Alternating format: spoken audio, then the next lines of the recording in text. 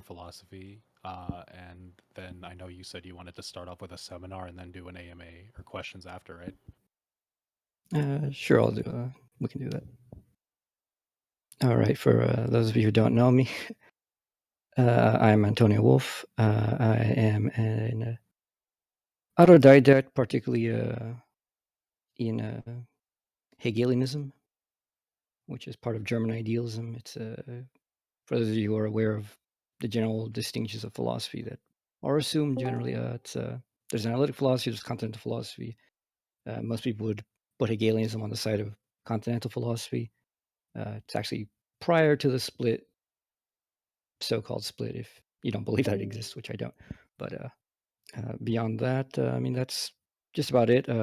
Like I said, I'm an autodidact on this. I have a YouTube channel and a blog, which I write, the Empyrean Trail. It's mostly served as a place for me to work out things about explaining Hegelian philosophy to other people, and so it's become a pretty growing resource. And I also publish on Epoche magazine. Hmm. If you've encountered it, it's kind of a growing online Especially philosophy into Hegelianism. magazine. Like, what made you choose this philosophy over any other? I mainly got into it because of epistemic curiosities. First, I was interested in philosophy of science. I was majorly interested in cosmology. Then, through my interest in scientific stuff, I got into philosophy. And then, along with philosophy, I also ended up getting randomly into Marxism. And if you encounter Marxism, one of the things that comes up a lot is this weird thing about dialectics. And so, through getting to Marxism, I got interested in this because everybody's like dialectics this, dialectics that. And after a couple of years, I actually got interested in like, well, might as well go to the source supposedly of all of this because nobody was saying anything that made sense.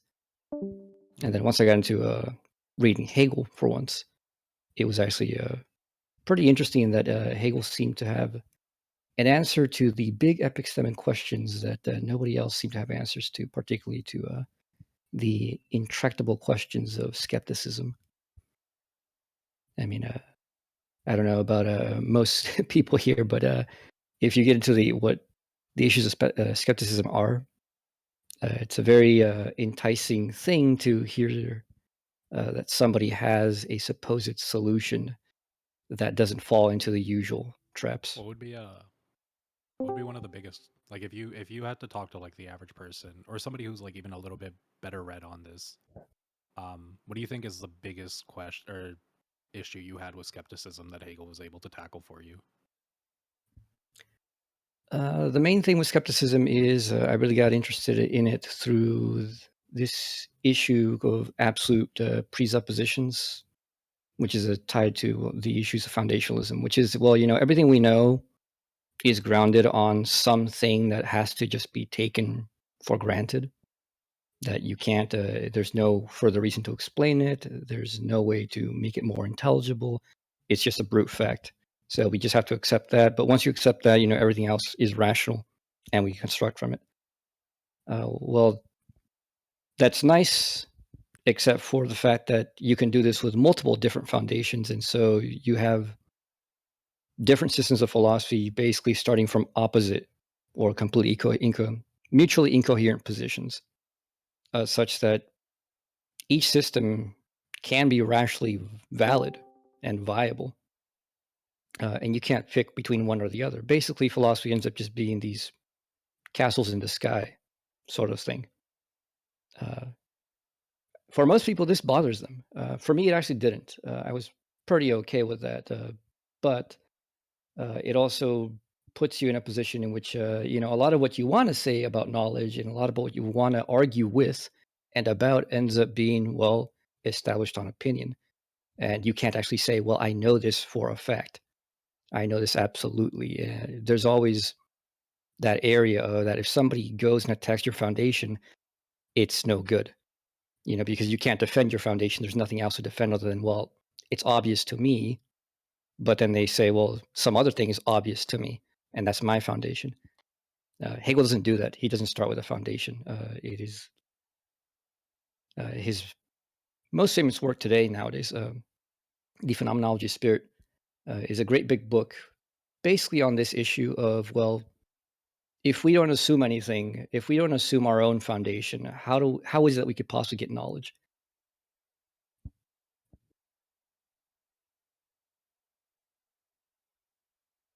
Are you like asking, or did you want? No, that's a rhetorical question. Oh, okay.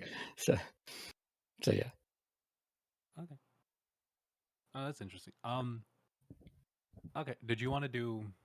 Did you have like a topic you kind of wanted to cover mainly on your seminar over this, or did you want me to like Sure, go I over can give some you people in a I here can if give you a want to? general introduction. Okay.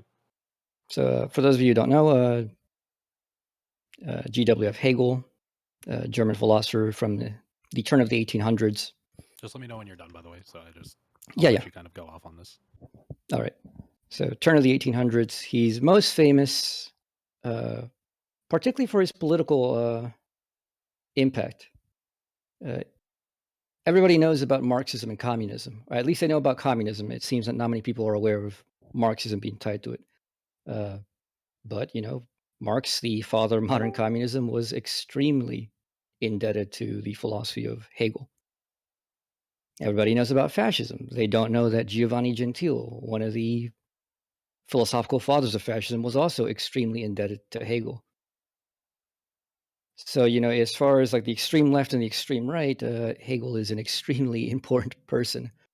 Uh, Not that one can go and actually look at what these movements later did and pin it on Hegel. That doesn't really make any sense. Uh, but it is historically an important thing. Uh, in the philosophical world, Hegel's not really famous for his political impact or his political philosophy. He's most famous for his very, very strange way of going about philosophy. That probably the most famous thing you would find out in a usual philosophy class about Hegel is, well, Hegel believes that contradictions are true. That, there's this weird methodology called dialectics that allows for opposite things to be true at the same time. And therefore, the average person can look at that and go, well, that's a whole bunch of nonsense. And rightfully so. The usual way that this might be presented, it does come off as a bunch of nonsense. Obviously, since I got into that, I can say that no, it's not nonsense. But it's not about what most people think it is about. But that goes into details that it's not. I'm not going to go over here. Since this is a politics focused server, I'll just mention some stuff about Hegel's politics. For those of you who are anarchists, you probably won't like it for sure. Which is that Hegel is what you might call a statist.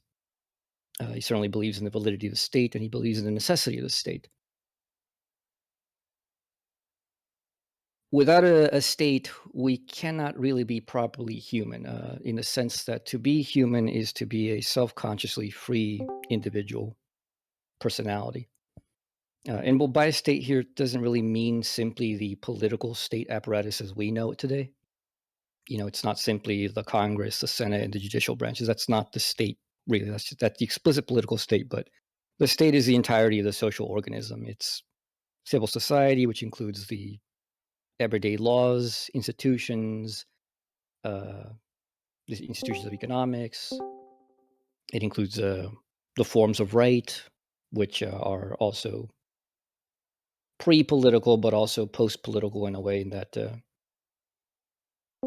all these things come together as one giant thing that we normally now call society, but Hegel just calls it the state because the state is where this stuff is explicitly recognized as being a real entity of its own as a whole.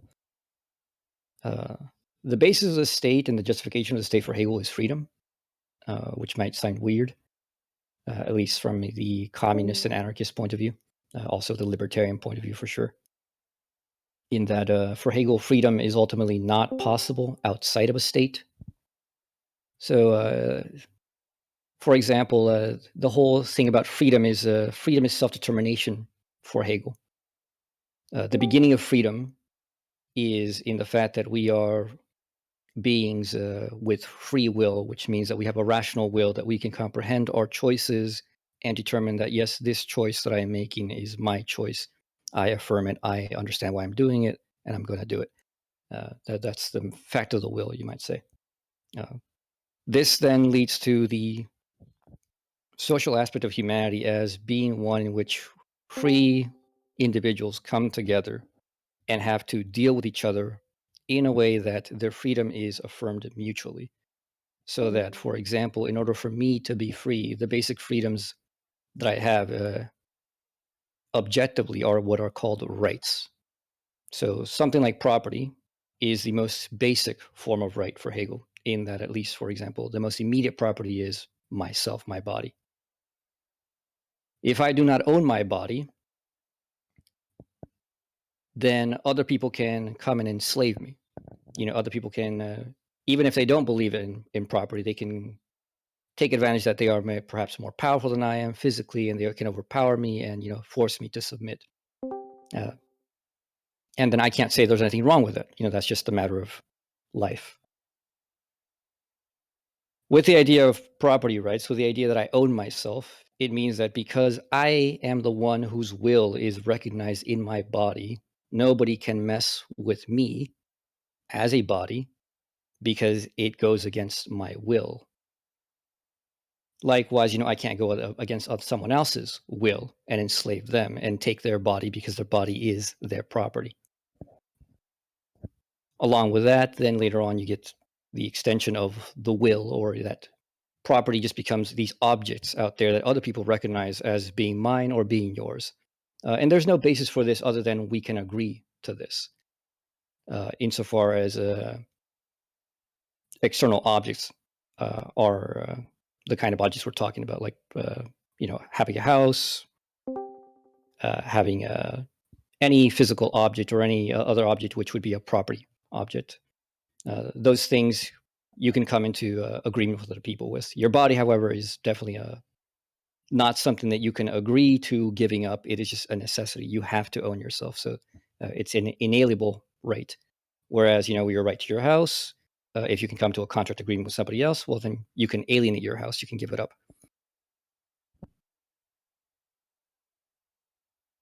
These kinds of things have structural relationships that go off further and further, in that, to have property is a freedom in the world that I need. I ought to have a place. Not only should I own myself, I have to have these things that are mine, that other people won't interfere, so that I don't leave my house and come back and somebody has moved in because, well, I wasn't there. And therefore they can say, well, it's squatters. Whoever gets there first, gets to keep it. That doesn't go. Along with that, further from property rights, then we have laws. Laws are necessary for ensuring the objective ways in which we deal with each other. The right of law, for example, is there so that there is no issues between he said, she said, and the fact that laws should be explicit and written down is also getting rid of a lot of issues of he said, she said, of arbitrary rulers changing laws randomly and you not knowing and being punished for it. Further than that, you have rights of family, which is a very strange one nowadays. The idea of families are under attack in many ways. That a lot of people think it's just kind of an outdated fiction. For Hegel, family is yet another way in which we determine ourselves as free, such that in having families, we determine ourselves as a group. We conjoin our wills together as a legal entity as well as a communal entity in a way. And therefore, it makes sense that your properties are joined when you get married, that you can pass down your property to your children and all these other things.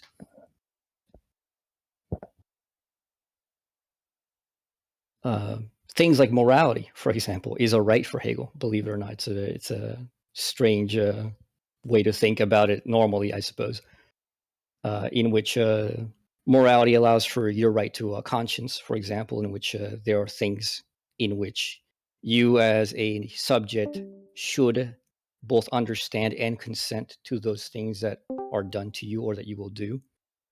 But likewise, Hegel makes a distinction between morality and ethics, for example, where morality has more to do with your subjective comprehension of the world and the place you have in it and the relationships you engage in. Whereas ethics has to do with the actual fact of what people really come together with objectively. So in the ethical sphere, you have institutions like religion, you have institutions like the educational system. Included in that is also the institutions of politics, where we just have these communal ways in which we've come together, established the ways in which we interact, the expectations that we have of each other. And these expectations are not just random expectations out of nowhere. Everything's always grounded in, does this actually increase your freedom? Does it actually increase your capacity to self-determine? And this phrase, self-determination, is a very key one. It's a very hard one to explain because there's a whole metaphysics behind this that is takes a lot longer to explain. Uh, but it's just you can take it in the very literal way that we usually think about it. Self-determination is that I make of my life, make of myself what I will. The question of self-determination is just more extreme in Hegel, in that Hegel goes beyond just like, well, you have desires and things that you want to do. Well, not only do you have desires and things that you want to do, there are things that go further than that about why you ought to or why you want to do certain things.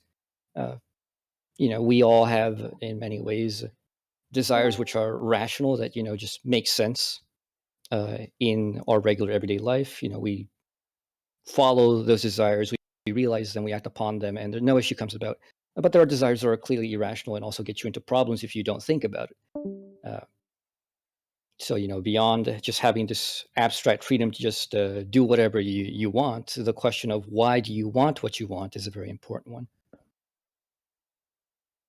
Uh, Further on top of that, the political state is simply the place in which a society as a whole collectively comes together and expresses explicitly, whether it be in writing, whether it be in any other kind of mode of conventional expression, collectively they express, this is who we are, this is what we expect of each other, and these are the methods and processes in which we are going to determine that.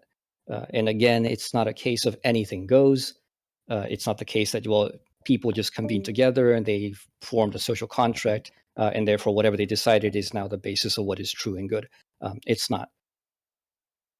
You still have to consider the ways in which what a state is doing, the laws that are being passed, the processes that are in place for political change and determination, how those impact freedom across the board, from the highest level of abstraction of, can the state do its job, to, the lowest level of concretion, which is you, the individual. How do these changes in the state impact your capacity to accomplish the realization of your own ends without being destructive, without being incoherent, such that you, like in the free market, though, the whole ideal of the free market, which is everybody following their own individual ends, somehow comes together and forms a harmonic whole, which more than less benefits everyone, and has, so therefore your own individual pursuits have a universal aspect to them that isn't just merely out of or doesn't merely have a conclusion in your immediate personality. There's always an expression of a universal side. So, if you are, for example, if your passion is to be an artist, you have a right, to live in a society in which you're not, you can move around, you can move from the place that you were born, you can choose the professions that you are going to enter. You can also choose to take risks to, perhaps there's no market for what it is that you want to make, but you can take the risk of, trying to do what you want to do and find a market and see if people actually are interested in what you're trying to sell. All these other things. But in doing so, the ways in which you might be just doing something that, from your own perspective, just feels good. You're just expressing yourself as an artist and all these other things. Uh, but in satisfying other people and finding that other people want to hear the message that you're putting out there, let's put aside what kind of message it is. Just assume that it's some kind of universal message, positive or negative. It can be both. The fact that other people are connecting to you in these ways shows that your individual pursuit is actually, in a way, universal one. So you're actually constructing the social fabric the ethical life of your own communities in that way, so that you have these self-perpetuating social institutions as this kind of social organism.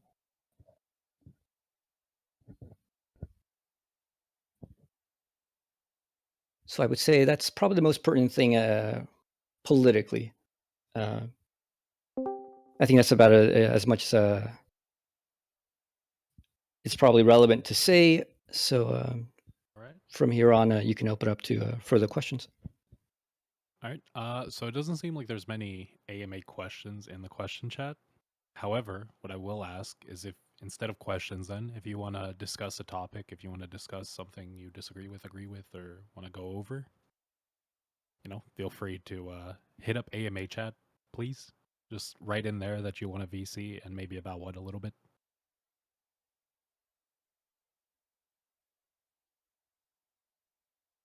Yeah. There's a If question anybody in there. wants to bring up any topics to discuss, I'm open to it.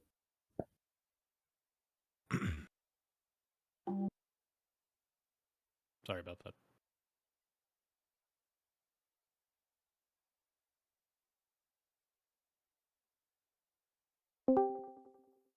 I don't know if anyone in here actually wants to hop into VC.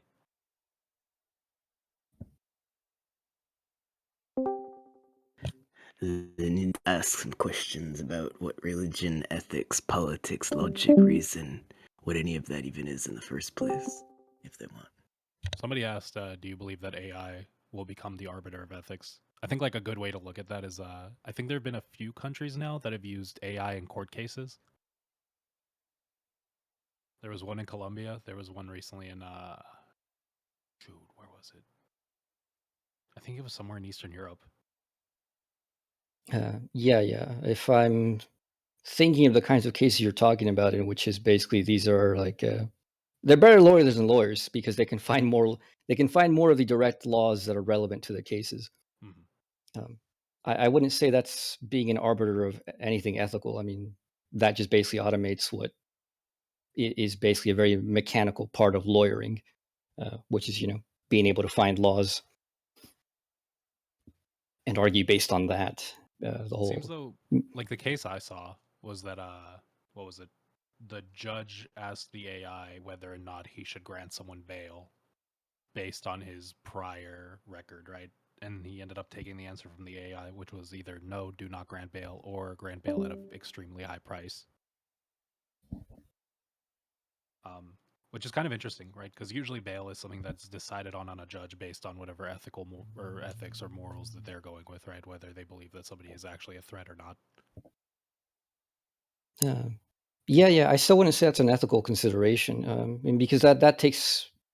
If you write an algorithm for that, you're writing an algorithm just going by the information that you can get on that individual. In which case, it's a basic utilitarian calculus of well, what is the chance that this person is actually at risk of fleeing? Is this person dangerous? And yada yada. And you can just get that from a person's record. The machine can quickly do that calculation and tell you yes, no. Connie, yeah, Connie wants to talk. I'm gonna mute them. Connie, you there? Con, yeah. You're right. Con. Yeah, my bad. Yeah, my question was, how does Hegel's dialectic reconcile with formal logic? In a way it does, in a way it doesn't. Good question, by the way. Mhm. Hegel's logic is not actually contradictory to the formal logic in the way that most people think. Like the biggest difference is this whole thing about contradiction. Well, in the law of non-contradiction, there's actually two forms of it, and both forms don't apply to what Hegel's doing. So, for example, in that Hegel says being is nothing. This is a contradiction. But it's a contradiction only in one sense. It's a contradiction only concerning consequences. Because the whole reason that being is nothing has to do with the fact that the content of being is nothing and the form of nothing is being. The fact that being is being and that nothing is nothing is still the case. Insofar as being is being, identity holds. Insofar as nothing is nothing, identity holds. It's only when you're moving from a moment of considering form to considering content, or considering content to considering form, that the contradictions end up arising in this way. Otherwise, a thing is the thing it is. There's no problem, so the law of non-contradiction is not violated. It is different from formal logic. Sorry, go ahead. No, you're right. Well, at least how I've come to understand formal logic is that x isn't x isn't x because x is saying x is x is saying x is x. On ad infinitum is circular logic, but rather x is whatever isn't x. So like the pencil that I hold in my hand is the only x of its kind, and everything else is non-x, and through that the form of identity is held. How does it? So like when you say like the nature of being is being, how does what does that do for somebody who's trying to understand being?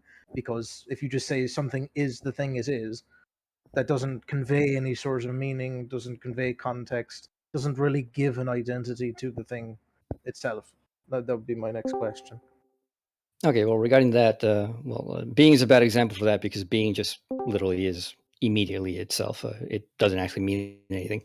But take, for example, the identity of a dog, any individual dog.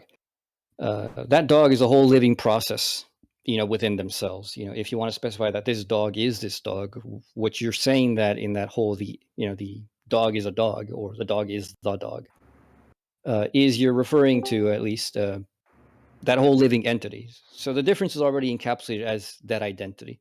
You don't even have to deal with like the rest of the world regarding that, although it is implicit in that too. That insofar as you're debating this dog, you're negating implicitly that it isn't all these other things in existence. And Hegel already takes into account that. As a matter of fact, that's kind of what a lot of people talk about with regarding something called determinate negation, which just means that a negation does not mean just reduce that thing to a complete negative, nothing, or an absence. That the negative is something specific itself.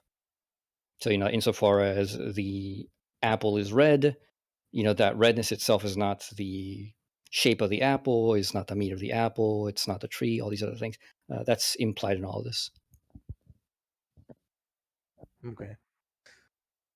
Having read the Dialectic before, it seems like a very convoluted way to get around to the back to the law of identity, while also not getting back around.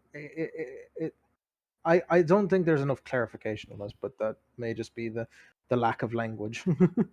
No, it's also a lack of understanding what it's actually about. Hegel's logic is not about what formal logic is about. It's not about sentences. It's not about propositions. It's about concepts. It's about what in analytic philosophy, as far as I understand, it's what's called a conceptual analysis, which is the determination of what is the definition of a concept in the first place. How do you define concepts? The logic is about this kind of procedure, about the definition of concepts. It's not really about these everyday syllogisms and inferences that you would engage. It's not about, the coffee cup in my hand. It's not about what I'm going to do later today. It's not about, when did Napoleon, try to invade England. It's not about any of those things. Those things are not the kind of questions that this logic is about. This logic is simply about the intelligibility and determination of concepts, particularly what you would call metaphysical pure concepts.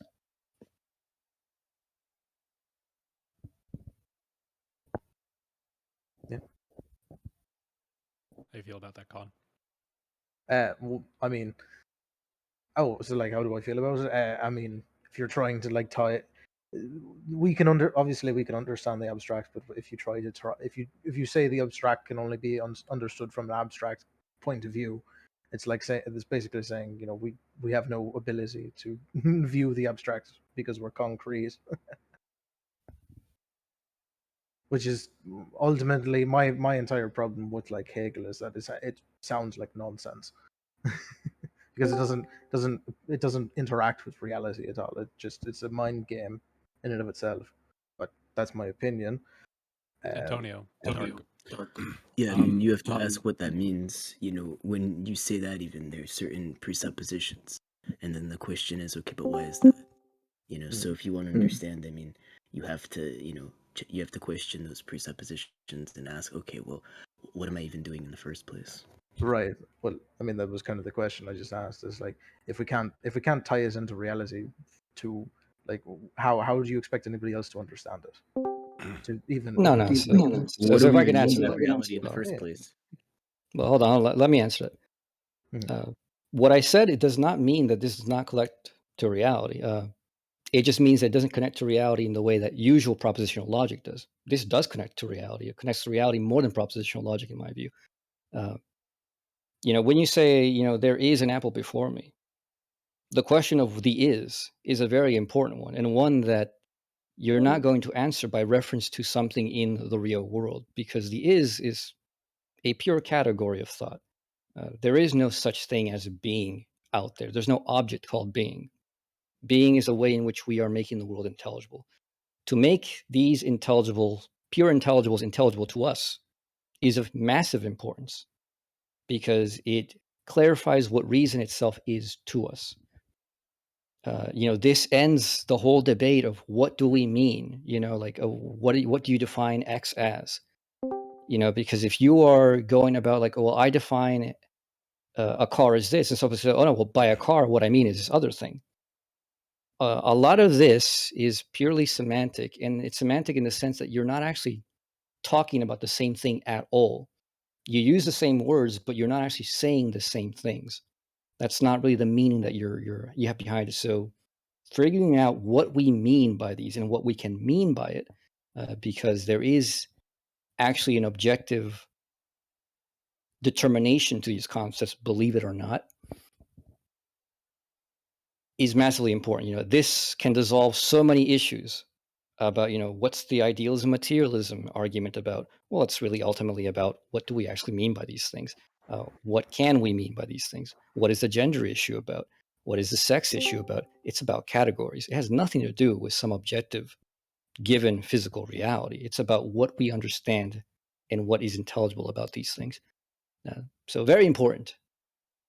You know, like for example, recently I made a video about animal rights and about that a misunderstanding of rights has to do both with just a bad way of conceiving things, but you know, the explanation of why a bad conception matters is that in any random conception, when you say, well, look, I'm just going to define rights as X, Y, Z. You know, for example, somebody might say, I just define rights as that which, you know, is due to, you know, given it's in that it's something that we have a duty to regarding a conscious being. You know, that insofar as a being is conscious and has feelings and desires, it has rights. Well, when you look at that definition, there's a whole bunch of concepts being called upon there as to which we have to question, you know, what is the definition of those concepts and why should we define them that way? And that also is very strange in that, you know, when we talk about rights in the way that we have them in our world, we live with them. That's not how we use the term rights. You know, there has to be actually a connection between the ways in which we define things and the ways we actually live.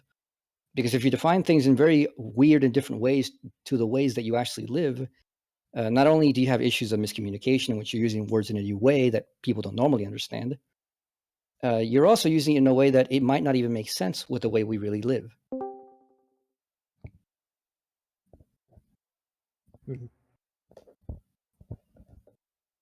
Con, you feel good about that, or I mean, to a certain extent, but I mean, I think we'd have to like get into like a Yeah. much deeper discussion than is probably available for the AMA. But I know Anime King brought up this idea, and I don't know how Antonio and Dark, you guys would feel about it, but how do you guys feel about your own room just covering only Hegelianism in the server? Sure. I mean, like, Or you guys could we'll have to argue. discuss about that. We can discuss that after this, actually. Nope. Let's go up with Professor next.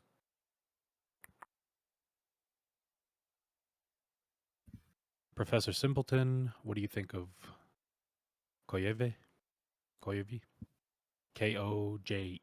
Oh, Kojève. Kojève. I can unmute you too, Professor. I don't know if you want to talk, but you're free to. Yeah, if that was the question, then yeah, I can answer it. Yeah, that was the question. Alexander Kojève, beautiful writer, not a good Hegelian. Don't take his word to be Hegel's word. He has some interesting stuff. The only thing from his that I've read that I can recommend is one of the lectures in his phenomenology lectures that are translated. It's the one about the Hegelian wise man. That is the only lecture in that series that I thought it was actually pretty good, in that it was pretty close to what Hegel himself thought. Beyond that, read him for his own ideas, but don't read him to learn your Hegel. Why do you think he splits off so much from Hegel? I'm sorry, can you repeat that? Oh, why do you think he's so separate from Hegel? Where does he disconnect himself, or in what way does he disconnect himself? He didn't really understand what the systematic form of the methodology really was. So a lot of he does state critiques of Hegel in his own lectures on Hegel, in which he doesn't buy into this whole thing that the logic really is as absolute as Hegel says. He doesn't buy into the fact that, or he doesn't buy into the notion that Hegel's system really has an absolute form of rationality that can be self-proven. He's kind of in the way in which so once you buy this one beginning step, then you can buy into the rest. But so long as you refuse to buy that first step, it's open. And he was a Marxist, but even as a Marxist, he just had his own project. He was influenced by Marx, Hegel, and Heidegger, and you can see it in the way that he writes, in the ideas that he has, and he's synthesizing them. He has his own project, which is nothing bad, by the way. I mean, I respect people who have their own projects and use other thinkers, so long as they're open about it. And Kojève's pretty open about it. I think he doesn't really hide it. He doesn't pretend that he's, an orthodox Hegelian at all. Doesn't claim that, oh, this is what Hegel really thought, or this is what Marx really thought. He's very open that he has his own view of things, and he's putting that out there. Okay. Thank you for that question, Professor. I want to ask my own question. So, I'm not crazy deep in philosophy. I took a philosophy 101 course in college. It's all fun. But if you genuinely were talking to just a normal person and you wanted them to look deeper into Hegelianism, how would you get them to do that? What would you just ask a random person walking on the street to get them to question that philosophy a little bit deeper, or their own ideas a little bit deeper on this? It's actually an interesting question, because my view is that this is not a philosophy for the regular person or even the regular philosopher. It is about issues that are so deep in the layers of thinking that it's like logic. Unless you're really interested in logic, there's very little reason for you to get into it. I mean, I think that's something that, much of what I do is I try to disabuse people from bothering to get into this, particularly Marxists. A lot of Marxists go I want to learn about Hegel. And when I first got into this years ago, my first response, once I realized what this was why? It has nothing to do with what you want to do. This isn't going to make you a better politician. It's not going to make you a better rhetorician. It's not going to make you a better cook. It's not going to make you a better anything, except, and it's to say it's going to make you a better thinker is also erroneous. Logic doesn't really make you a better thinker either. If you learn formal logic, all that you do learn is a formalism. But Kant actually has a famous phrase that I love. I forget where it's from, where he mentions that just because you can teach somebody the formality of reasoning doesn't mean that they have good judgment. And he says, in this way, logic and judgment are two very different things. So you may be very good at logic, but you may be very bad at judging what a good premise even is. So the soundness of your arguments is a whole different question. I think a lot of people want to get into Hegel because they hear a lot of the good stuff that comes out of it. They like a lot of the ideas they hear, stuff about recognition, stuff that might lead, to, I mean, quite literally anything that you want to believe, you can find some passage in Hegel that that backs it up. Hegel's famous for contradiction for a reason, in a way. You can take any little bits out of context and build your own little ideologies around it, like Kojève, or like many other people, quite frankly, who literally make careers out of like some little paragraph that Hegel wrote. Those kinds of things aren't the same thing that Hegel's doing. Like Hegel really is just a philosopher interested in philosophy for its own sake, first and foremost. He's not Plato. He's not trying to build out like Yeah, the yeah, perfect he's city, not right, or the perfect republic. exactly. He's not trying to make you a better person. And the Phenomenology's introduction, he tells you this, by the way. He says, like, if you're looking for something out of philosophy, forget it. This is a question that's purely disinterested in. You just want to know. Know what? You don't even know what. You just want to know. You want to know what reality is or whatever. But this has to come from a standpoint in which you really have to give up all your opinions and your goals and everything. Because in the process, what you find out may change a lot of the positions that you have in your everyday life. This has happened to me. I used to be a Marxist, and I used to consider myself at least leaning towards communism. In coming to understand the ways in which Hegel reformulates many things that are commonly assumed, I came to realize that the way he put them forth made a lot more sense of the world that I live in, such that understanding that my political leanings have changed quite drastically. I don't consider myself much in the left anymore. But that comes out of a very different understanding than somebody who goes in and says, "Oh, I want to know what Hegel says about politics because he might have something that I can use for my activism or something." If that's what you want to do, don't bother because you'll be severely disappointed. All you'll find in Hegel is these weird turns of phrases and very circular forms of reasoning that don't make sense in any normal use of things. It's all about categories. It's all about concepts. It's not really about doing anything else. Once you understand these things properly, they do lead to changes in your life and they do lead to different ways of conceiving the world such that you will do things differently. But you can't go in with those ends already presupposed. So, like, for example, recently I got into Neo-Confucianism, Chinese philosophy actually in general, last year. What got you into it? Neo-Confucianism is really good, ethically speaking. I mean, if you want to talk about some of the most advanced ethics I have ever read, it is that. And Neo-Confucianism has a far more intuitive, it has a lot of affinities with Hegelianism, actually, and it's far more intuitive, such that if you want to ask questions, direct questions about, what I ought to do with this, what should I view as that, you can go to Neo-Confucianism and directly find the doctrines and just apply them directly into your life. There's some systematic reason behind it, but it's nowhere near as abstract as Hegel's. It's not really a disinterested thing. Neo-Confucianism and Confucianism in general is always ethically oriented, such that its end has always been an ethical end. So it's very clear what it's for. Whereas Hegelianism ends up being just about everything. So that if you're actually interested in Hegel, you're going to end up having to go through all these things. You can't just go to one little piece and go, aha, I get it. Guaranteed that if you do that, you definitely won't get it. So for many people, I don't recommend this, quite frankly. It's kind of a waste of their time. Okay. No, it's an interesting. I feel like I'd want to look into it just because I don't know, it's fun. But like, I'm not that.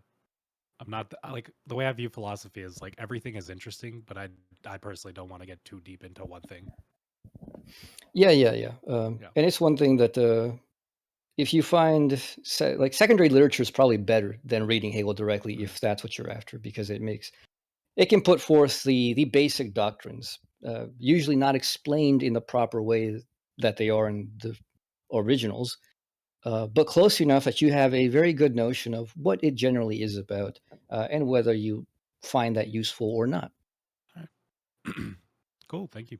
Eclipse asked, "Can you prove to me that you exist?" The hard-hitting question. I don't know. Can you prove to me that you exist?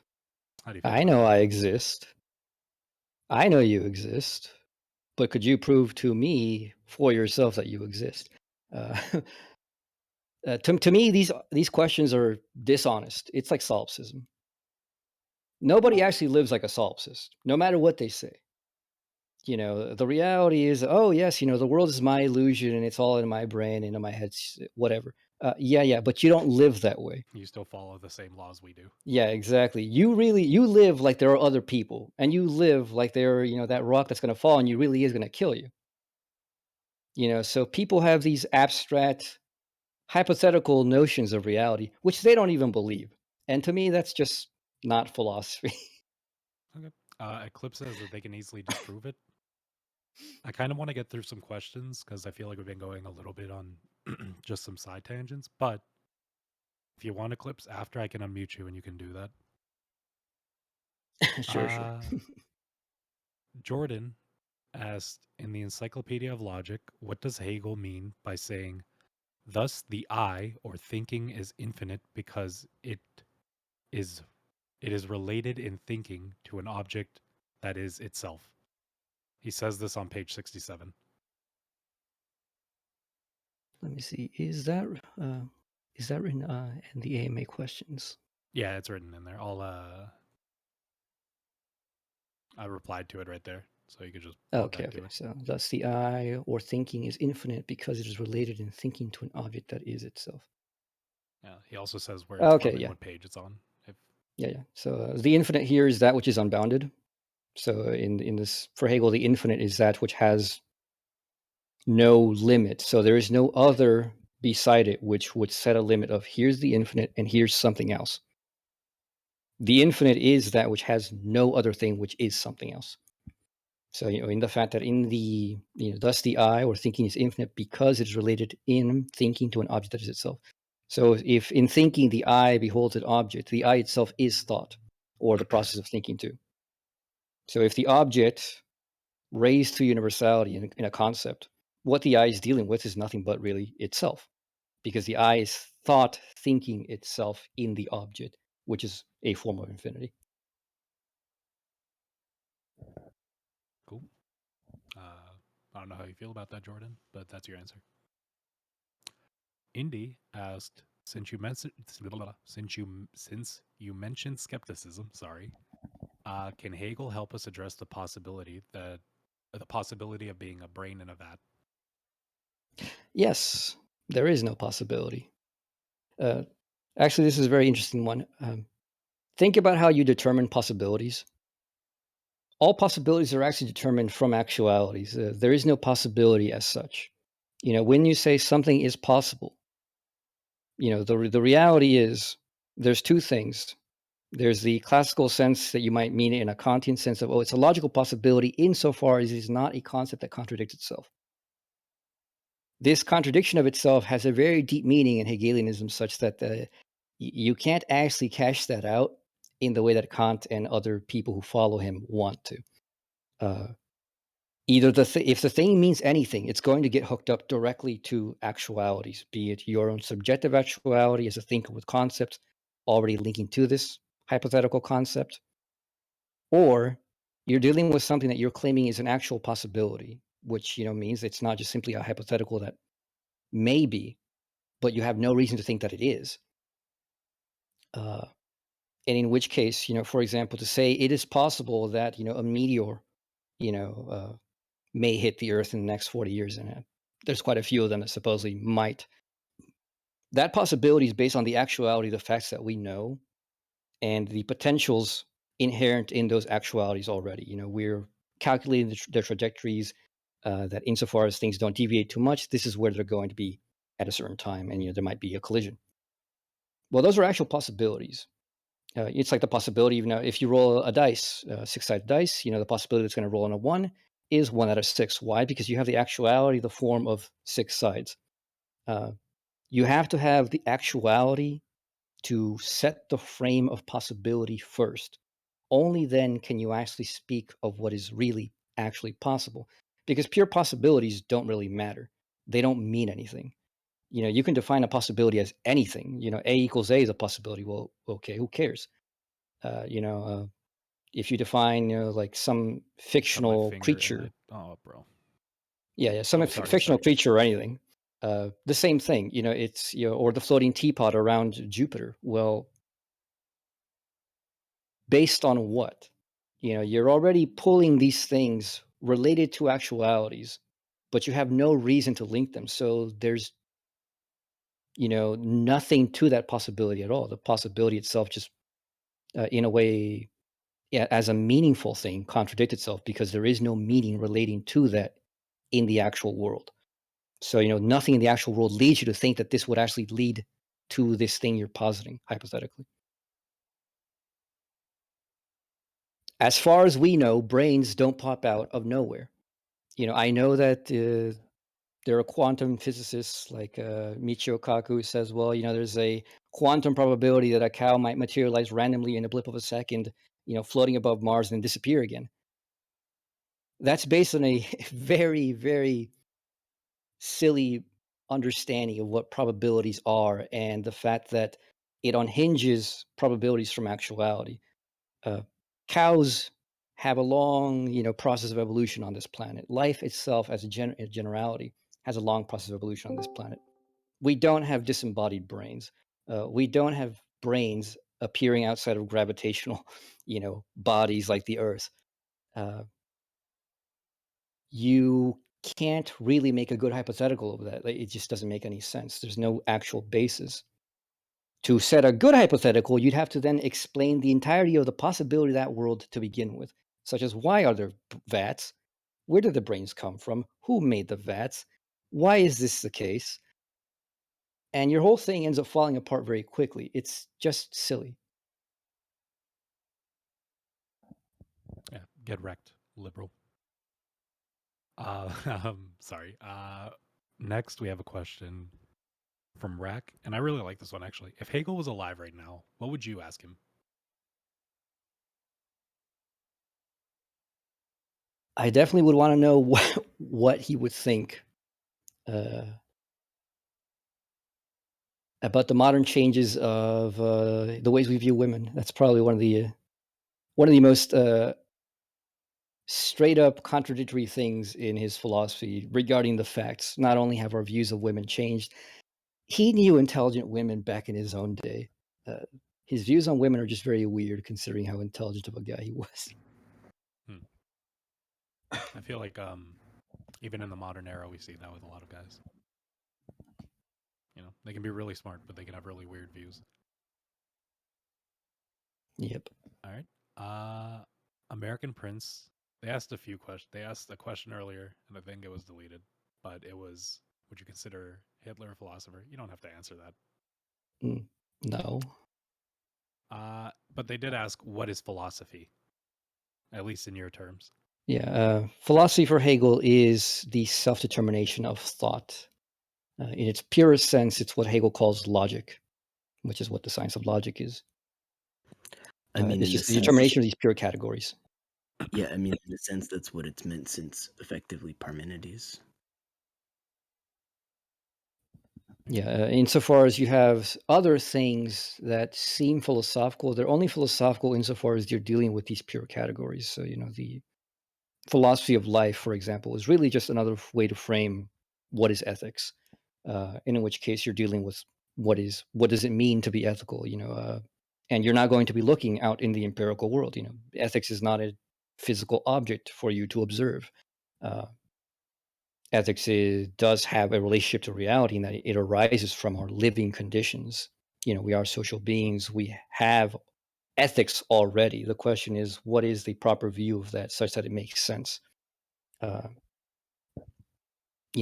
I said before, the view towards freedom is always part of this, such that you can't then just go like, oh, well, at one point it was ethical to own slaves, for example.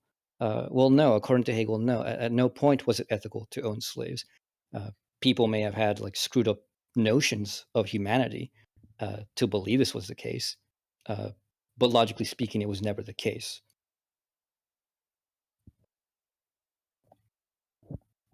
Cool. Thank you. Question from Jen. I'm curious about Hegel's response to normalism. What is the best counter against what is the best counter argument to it regarding universals? I think she meant nominalism, or maybe she said that. Oh no, she did say nominalism. That was me. Yeah, nominalism. Okay. Yeah. There's actually a direct quote on this. I can't find it right. I don't have it open, but there's a direct quote on this. He does mention this a few times. Nominalism is a foolish idea because nominalism itself a universal concept. Basically, at the beginning of everything that Hegel does, particularly the beginning of the phenomenology of spirits with sense certainty and the beginning of the science of logic with being, are refutations of nominalism. It's impossible to have something that is not a universal. It's possible to have something that's just immediately given.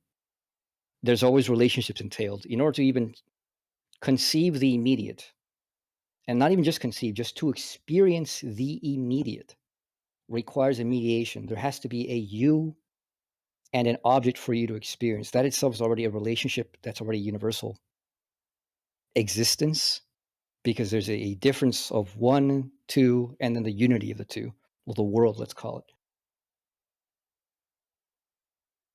That's the refutation of nominalism. That's the refutation of, well, there are no universals. Well, if there were no universals, there would be no unities.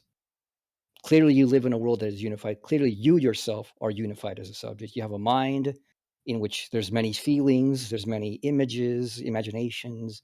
There's, you have sounds as part of your imagination. You can imagine your own language. You can talk to yourself. All these things are unified within one consciousness. That's what a universal is for Hegel. So it's easily defeated. Thank you. Another user asked, what do you think of Genital Giovanni's actual idealism?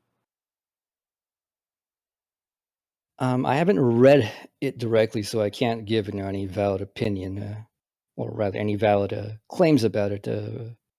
My opinion is, given what I know his philosophy led to, it seems like he also, like Kojève, had his own project and didn't really understand it. But to give Gentile his due, he was probably the only legit philosopher of fascism, as opposed to anybody else. I mean, if you compare something like what the Nazis did, the Nazis were weirdos, very occultic, not very rationally minded. If we could get into that, what do you think separates the Nazis from philosophers? Like there's a lot of people nowadays who like look at them and they'll try to like argue that these people were actually philosophers because of XYZ reason. Well, the Nazis weren't dealing with any like conceptuality as such. All the big philosophers across all peoples, whether it be in the Western tradition, the Indian tradition, or the Chinese tradition, they deal with concepts and they deal with like, what does this actually mean? And they're trying to follow through a train of thought about these pure conceptions, even if they don't have an awareness that these are pure conceptions. As far as I know, the Nazis aren't dealing with things like what is it to be, what is it to exist, what is it to be ethical. They have already given positions. I mean, like I said, the Nazis were occultists. They were into some really weird stuff. They were into a lot of spiritualism too. If the deeper parts of the Nazis. They're much more into that sense of purity, right? Versus like yeah. And so but I guess the Nazis were more like a religion. Philosophy. Yeah, they were more religious than anything. A very backwards pagan religion. Okay, that's interesting. I guess it never came from a philosophy. It always just came from that religious aspect or like pseudo religion. Yeah, no. Like weird. People like go and link them, for example, to Nietzsche. There is no link. Nietzsche has nothing to do with them. Okay, that's interesting. This person said AW, and I don't know if they mean you or something else. Yeah. Okay, but they said AW philosophy based on opinions. What is the issue with this belief? No, it's not based on opinions.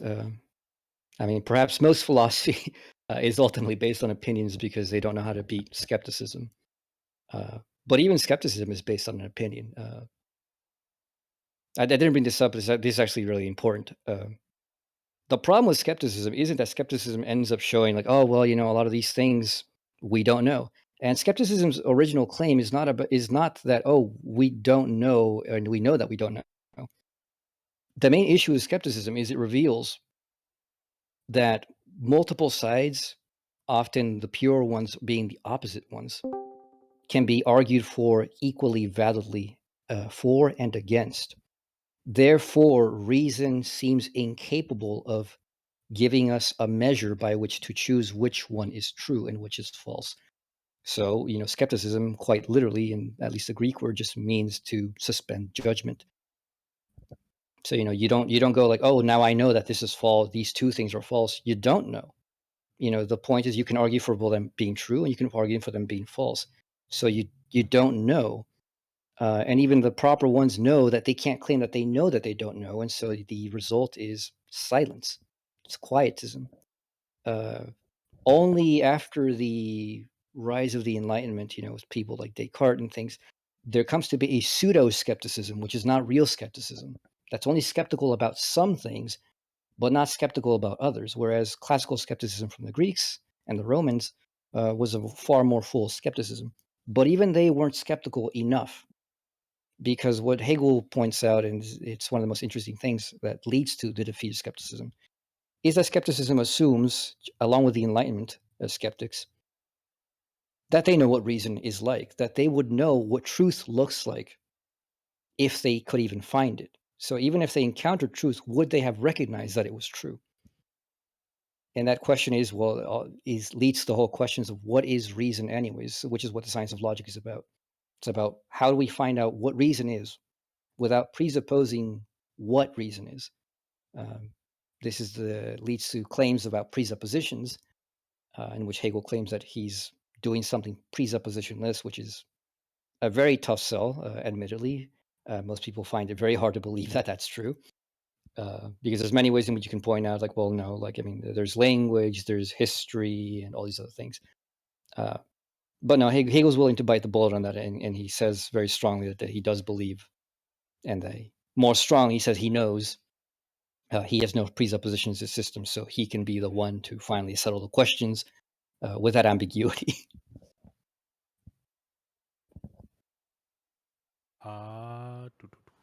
What's up next? With Hegel's logic, is it presuppositional to think that the first philosophy is thought and to begin with it? That if you phrased it that way, you began with that, yes, that would be presuppositional. But if you just don't make a distinction between here's thought and here's reality, I mean, you only begin with thought because, well, investigation is a thinking activity. I mean, you don't do it with your feelings, you don't do it with your foot or whatever. You do it with thought. And so the fact that you do it with thought is not a problem. It's just the fact that that's how it begins. But it doesn't have to be thought that presupposes itself as thought in the world as being and makes a distinction such that you set up a problem such like, okay, here's my mind, and now I have to reach out to this thing that's not my mind. And how is that even possible? That's what led to the issues of the pseudo-skepticism of the Enlightenment, where Descartes, has the issue of like, I think, therefore I am, and then what? How do I get out of my mind? Well, he has to invoke God because, mind and matter are two different things, and their interaction is just unintelligible.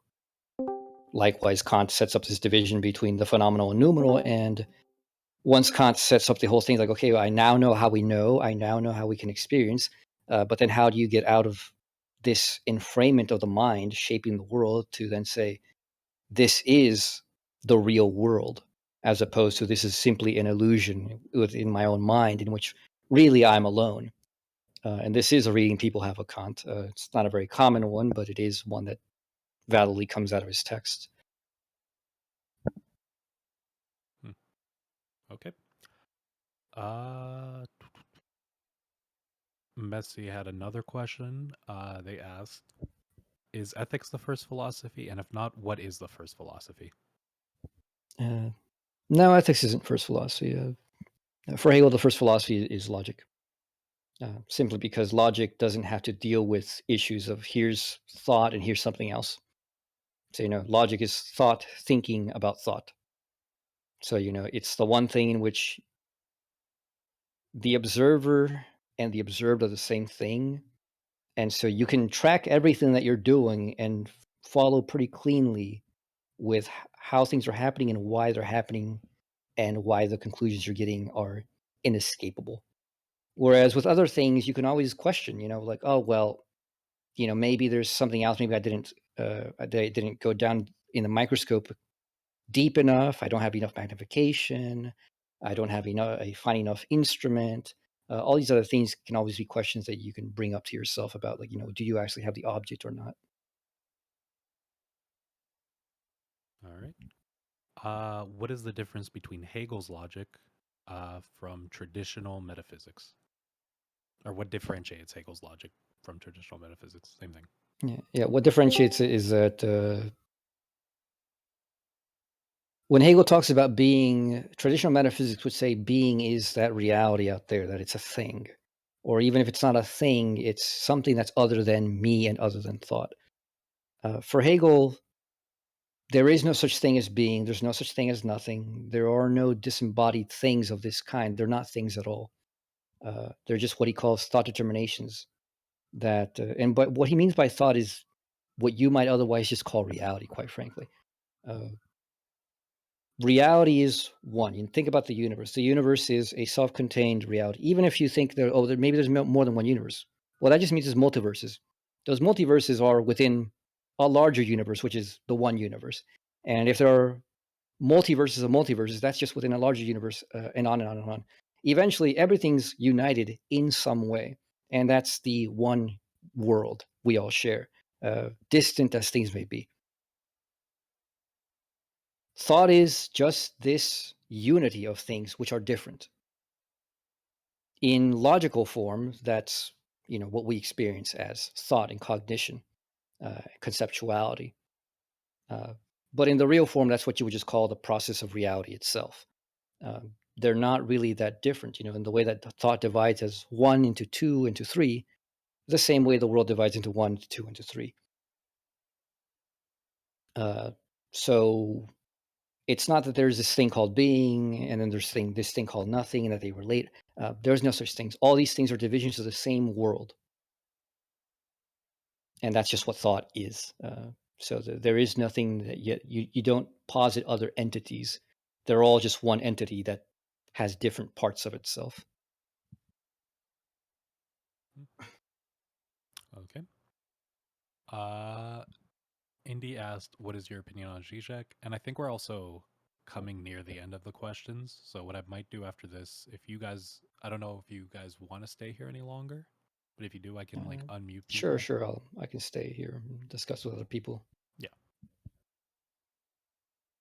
But yeah, Indy asked your opinion on Zizek.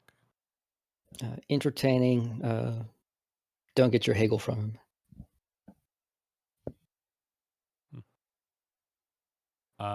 What does Hegel think of? I'm pretty sure that's just phenomena and noumena divide as a coherent distinction. Yeah, I mean, Hegel's not a Kantian, so he doesn't make this divide, so it's a nonsense divide for him. All right. So I'm gonna have to head out in a little bit, but I want to thank you guys for being here. I'm sorry it was a hassle getting everything set up. It was just some people weren't here at the right time, but I hope you enjoyed the questions you guys have been getting. If you want to shout yourself out again to the people in here. All right. Well, I think in the announcement message is my Discord. Along with that was my YouTube. Also, and along with those, all my social media is linked. So if anybody wants to reach out to me and chat or learn, I mean, definitely join my Discord if you're interested in Hegel. It is an educational Discord. I am there quite a bit. I do answer questions as much as I can. Occasionally, I will run groups reading and explaining things, sort of seminars, you might say. But if you're interested in philosophy in general, also join. We welcome discussion. I'll start unmuting some of the people in here to kind of go off. All right.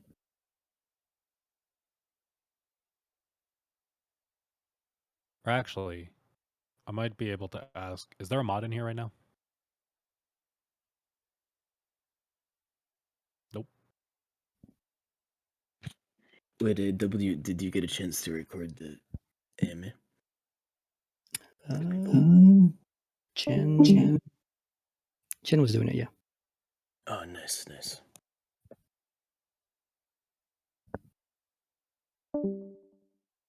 I just asked him to make a post AMA chat, so anybody who wants to talk after this AMA can just wait till that chat pops up. Would it be possible for us to have like mute perms when it comes to that specific voice channel? Just I can ask. Just so things don't get too chaotic is what I was asking.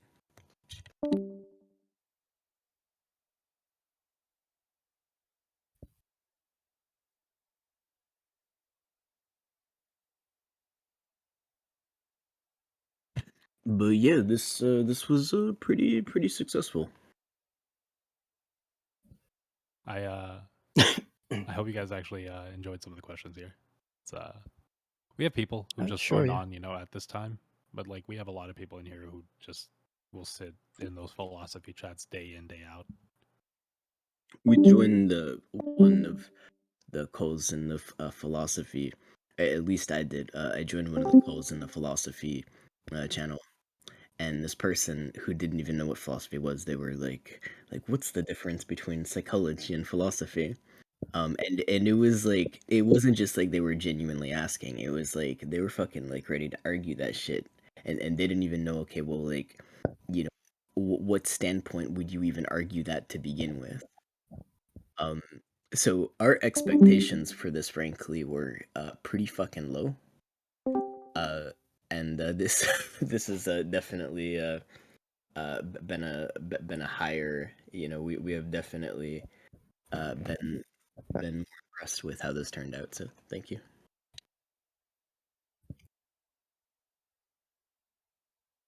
Yeah, likewise. I mean, I didn't know what to expect, quite frankly. We got some good questions from the non-usual group. I'll thank you guys for being here. It's Yeah, thanks for the invitation.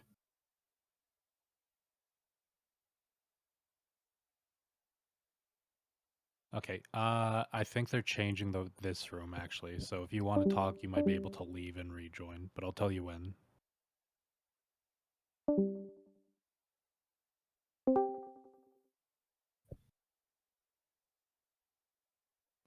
Yeah, I mean, try to see about those like mute perms only because of how many people are here.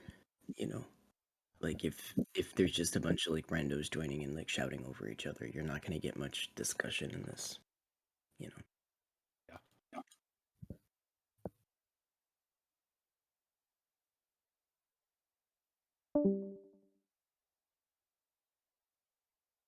Okay. I think they set it up so you could leave and rejoin. And then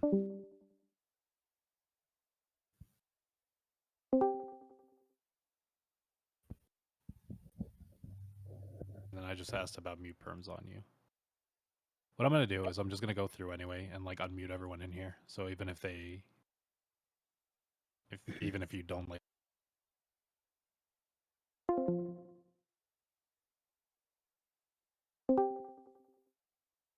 If they're just kind of here to like hot Yeah. mic or whatever, then Okay, I think you have mute perms. Check around. Just right click on somebody, see if you do in this room. Yeah. All right, cool. Thank you. Awesome. I don't know if anyone here wants to talk. I gotta go make food for iftar. So You've done a good job, FK. You're excused from the dinner table to go make food to bring good back night, to guys. the table. Have fun. You take care. Enjoy your philosophy night. Yeah, no, absolutely. Thanks, man.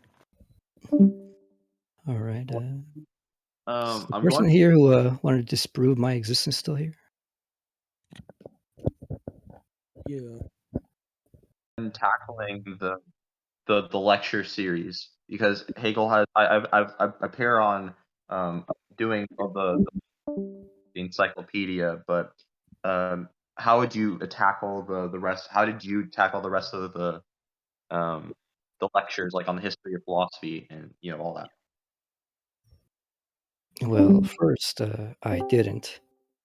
I haven't tackled most of it. But the ones that I do, I mean, I do the same thing I always do. If I read slowly, I read carefully, I think about what I'm reading and take it in stride. Is there any of them that you've read that you've liked so far, or like you haven't looked at it yet? Like the lectures on the proof of God, I think, were like half of it is just kind of historical stuff that I wasn't very interested in. The history of philosophy, I only read the first third of it up to Persia, and I just don't think it's very good. Well, I mean, the philosophy of history, I just don't think it's very good. The history of philosophy seems to be very interesting, but I'm not very interested in it right now. I mean, I hear that the lectures on religion are pretty good, and what Rain posts all the time seems pretty good, but beyond that, I don't know. Do you mean not good in the sense that like it's not interesting or it's not accurate? It's not good in that it's not Hegel, as far as I understand. A lot of the philosophy of history is just like Hegel saying stuff, but like not explaining any of it. Oh, I see. I think it's pretty interesting because unity is pretty important, and he goes into like the history of like the Greeks with Parmenides, right, and Heraclitus, and how important they were to the development of Western philosophy and stuff. Do you think he? I definitely remember him bringing it up on the science of logic, but do you remember him mentioning those figures anywhere else? I mean, he does mention Heraclitus. He does mention a few other people in the science of logic. In the lectures is where he mostly mentions other people. In the actual like phenomenology and science of logic, he doesn't really mention most of anyone. It's true, unless it's like maybe I don't know Richard Wolff, like his contemporaries or something, right? If he's responding to them. Now, Richard Wolff is an economist today. Oh wait, not Richard Wolff. Sorry, who is that rationalist in like the Enlightenment? Wolff. No, Wolff was long dead before Hegel came around. Yeah. Wasn't he like? Then he must have been responding to him on something. Well, anyway, yeah, that answers my questions. Thanks.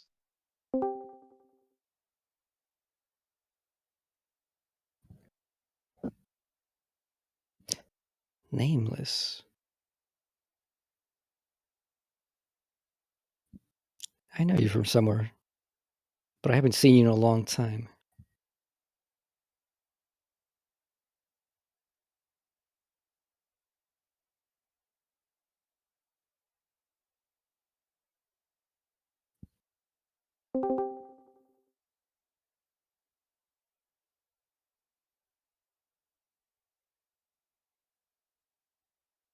Man, the text chat is popping. Why don't you get on voice?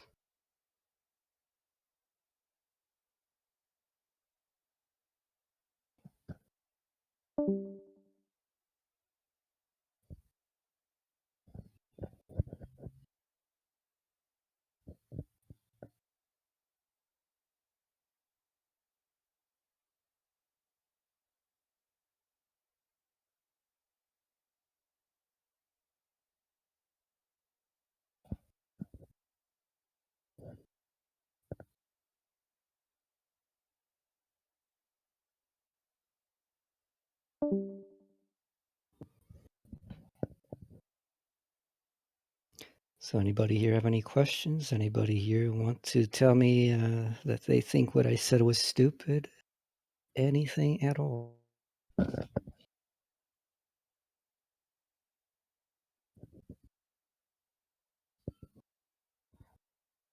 I'm sure somebody will join. There's always, there's always that guy.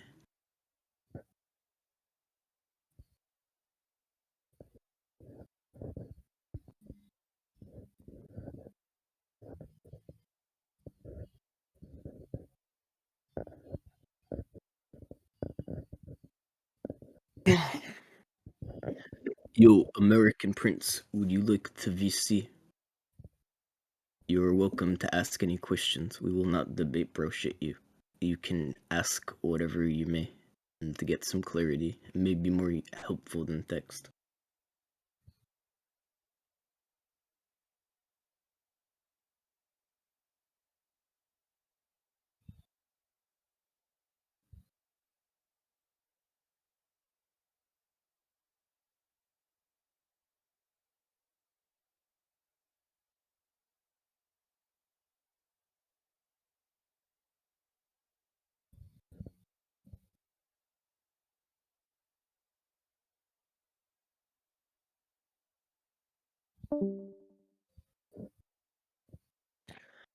Bro, we're not gonna fucking lampoon you.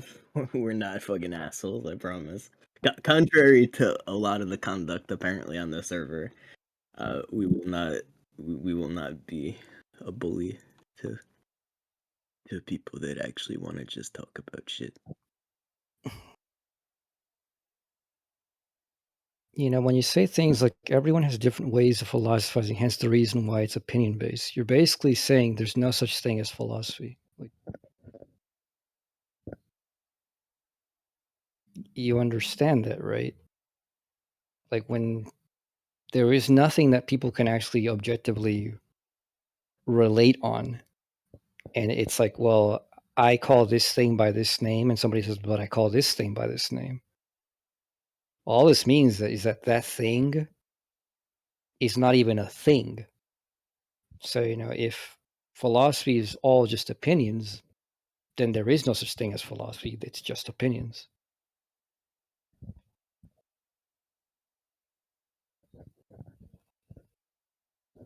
Unless you set some kind of position about philosophy being a certain kind of opinion.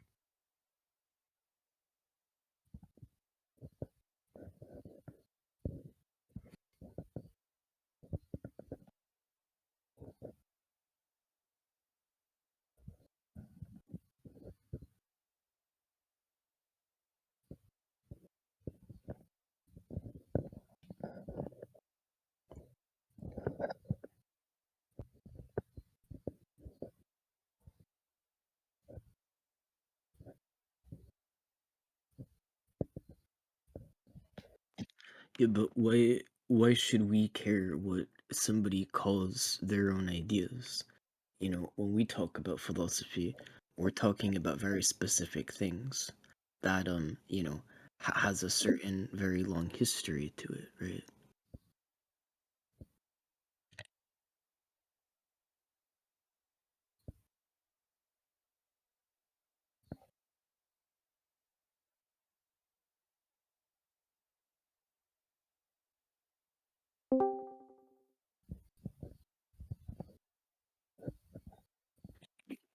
Hello there, Tyler.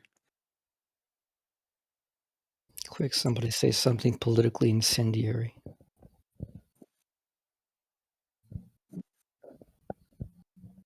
The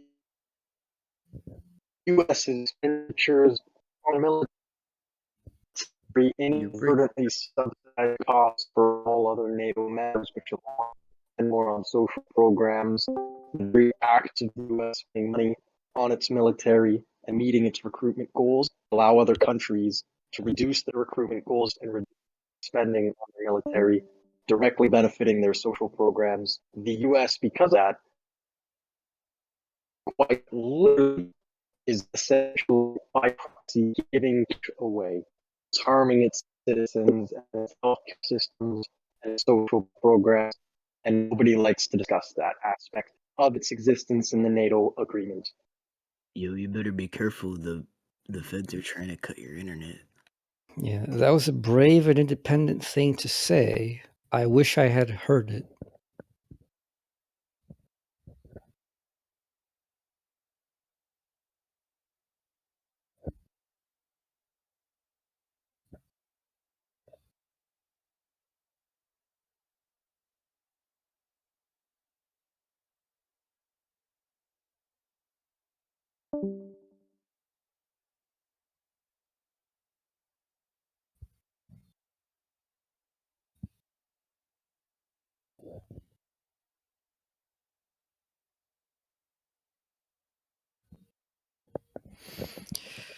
Indy, when you start arguing with somebody about them existing, it's over.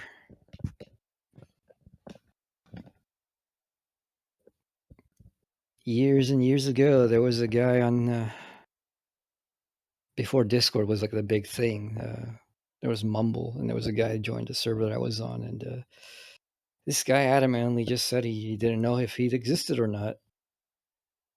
And I and others spent some hours trying to convince him otherwise, and well, some people are just plain stupid. Is there any?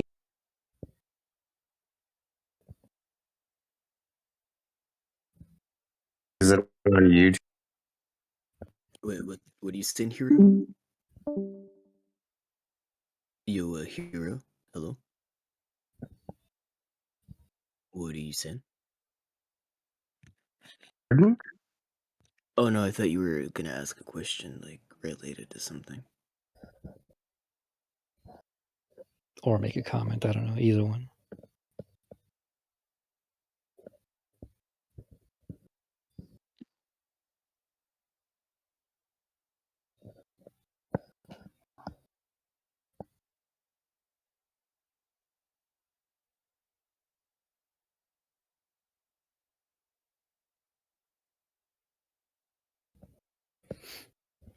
No one knows 100% of any of our objective reality. What a certain 100% objective claim right there.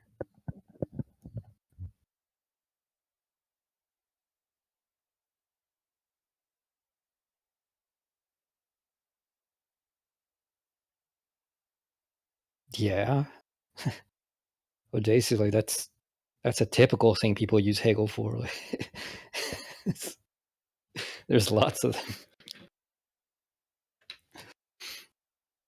Especially in the US, if you're studying anything related to continental philosophy, even if it's Hegel, like you're usually in the literature department in the US, so you're writing a literary criticism paper, usually with Hegel. Really? Well, I mean, I've seen a few, I've met a few people clearly come from that background. On Twitter, I follow Jensen Souther, who's a Marxist Hegelian in the literary criticism department.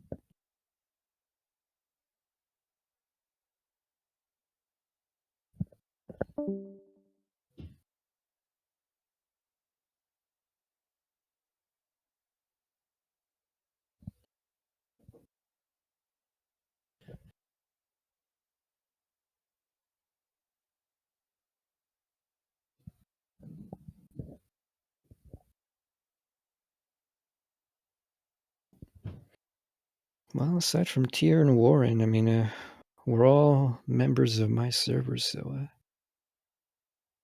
I don't know. How much else do we want to hang out around you? I'm down to hang out for a little bit, just until I don't know, just until it's like more exhausted. Cause like we have mute perms really, so if anyone obnoxious comes in, it doesn't matter. But there may be like some new people. Can you guys hear me now? Yep. Yes, we can. You said to say something controversial. My controversial statement is the very nature of the U.S. meeting its recruitment goals and military expenditures reduces strain on NATO members, reduces their strain on their military budget, inadvertently increasing social programs for those countries by proxy. The U.S. spending money on its military quite literally sacrifices its citizens'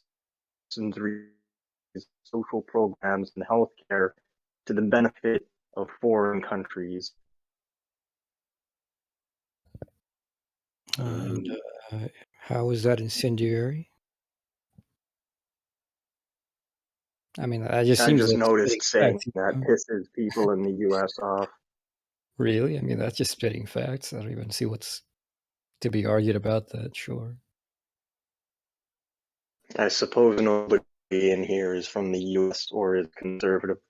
Usually saying that angers conservatives in the U.S. Well, Most people in America don't conservatives even in the know. U.S. right now, like the conservatives have been split for a while between like those who want to be the world police and those who want to be isolationists for that very reason, that they see our military expenditures as, you know, basically subsidizing other countries who ought to take care of their own business.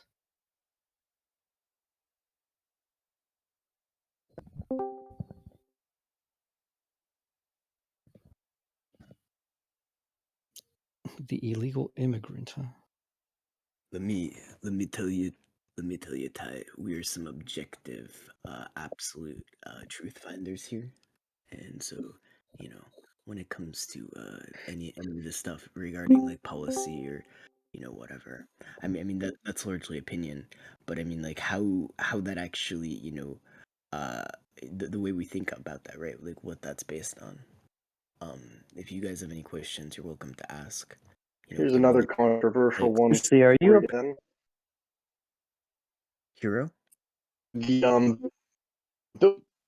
conferences, economic forums and conferences that allow 10+ companies to cooperate together as, I suppose you could call instances. They serve aesthetic to capitalist societies because they are inadvertently being monopolies without being monopolies that can be recognized by its own government.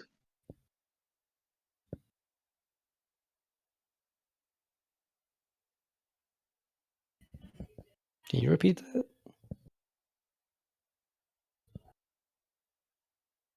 The nature of economic forms, nationals, such as voter groups, the booking growth fraternities, is acidic to the democratic process, nature of capitalism, and reduces meritocracy in first world countries, industrial countries, and nations, of which are democratic, because it is inadvertently monopolizing by proxy through cooperation massive industries that cannot be recognized by the government, for it is not illegal to sit in a boardroom and assign people certain positions in the boardroom to cooperate. I couldn't understand half of that because like the internet keeps cutting out for you, it seems.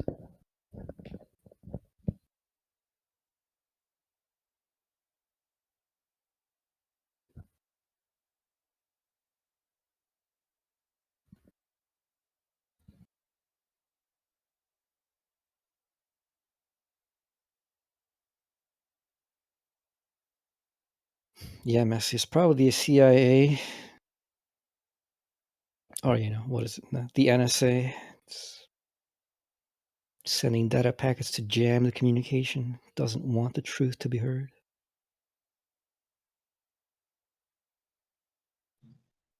I was reading through the SCP. Oh. I was reading through the SCP article on like Hegel's stuff, and there seems to be I see conflicting sources that he's a correspondent or a coherence theorist of truth. How would you describe it?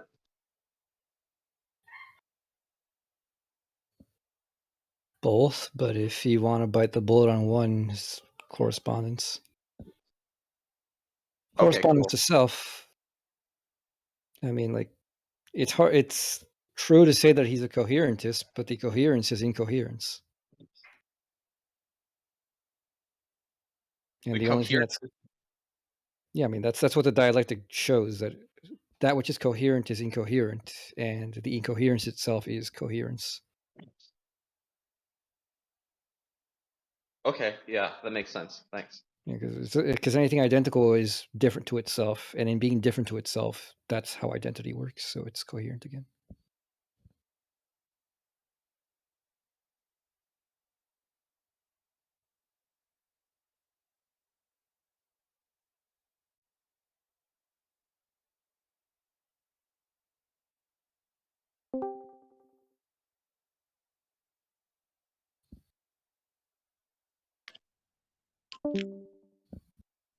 Hey, how's it going? Going all right. Awesome. How was the AMA? Yeah, well, went decent. Good. I was doing something before, so I didn't really get to ask my questions. I'm kind of confused about like philosophy, right? Because you hear a lot of these like figures like Socrates and Hegel's, and like I'm not really understanding what philosophy is, pretty much. What is the study of philosophy? Well, in the Hegelian view, it's the study of the comprehension of concepts. It's pure logic, basically, the thinking of thinking. So, when you're talking about stuff like being, you're not talking about an object out there. It's not a natural physical thing. It's a pure category of, born of the mind. So it's a way that the mind itself is determining how the world is. And so philosophy investigates these categories. You may call them fundamental categories. Could you give me an example of how it works? Sure. So for example, you may have cause and effect. Even animals, even animals clearly think in cause and effect. They think in the if this, then that, necessary following. Even if it's probabilistic, it's still modelly necessary following. The animals, though, of course, don't know that there's such a thing as cause and effect. They're not aware of it. They just act with it. We likewise, don't necessarily have to know there's cause and effect. We first act with it, and later on, we're taught in school that these concepts. And then, you go in whatever you do in your life, you think with these categories and you recognize certain things like, oh, here's the cause and here's the effect. Science likewise functions with these categories. There's cause and effects. Something like empirical science, like in biology or physics, they don't ask the question, well, what is cause as such? They ask, what is the cause of this and what is the effect of this? But they don't ask, what is cause as such? Philosophy asks, what is cause as such? And when philosophy asks, what is cause as such? Oh, go ahead. Wait, I'm sorry. I kind of got lost in the last part. Can you kind of re-explain that part again about the what is and yeah. Go ahead. Yeah. So in philosophy, in empirical science like physics or biology, you may like what they ask is like what causes this or that. Like say the cell is replicating. The question then is like what causes a cell to replicate? When does this happen? What are the conditions and what is the effect? What is the consequence? Likewise, in physics with a billiard ball or any solid body, we ask, what causes it to change its motion? What is the effect when one impinges upon another or hits another? Okay, and that's not philosophy. That's the actual science itself. But what's the philosophy behind that? Yeah. The philosophy would be asking, well, what is cause as such? What does it mean? What does that mean? What is cause? What does that mean?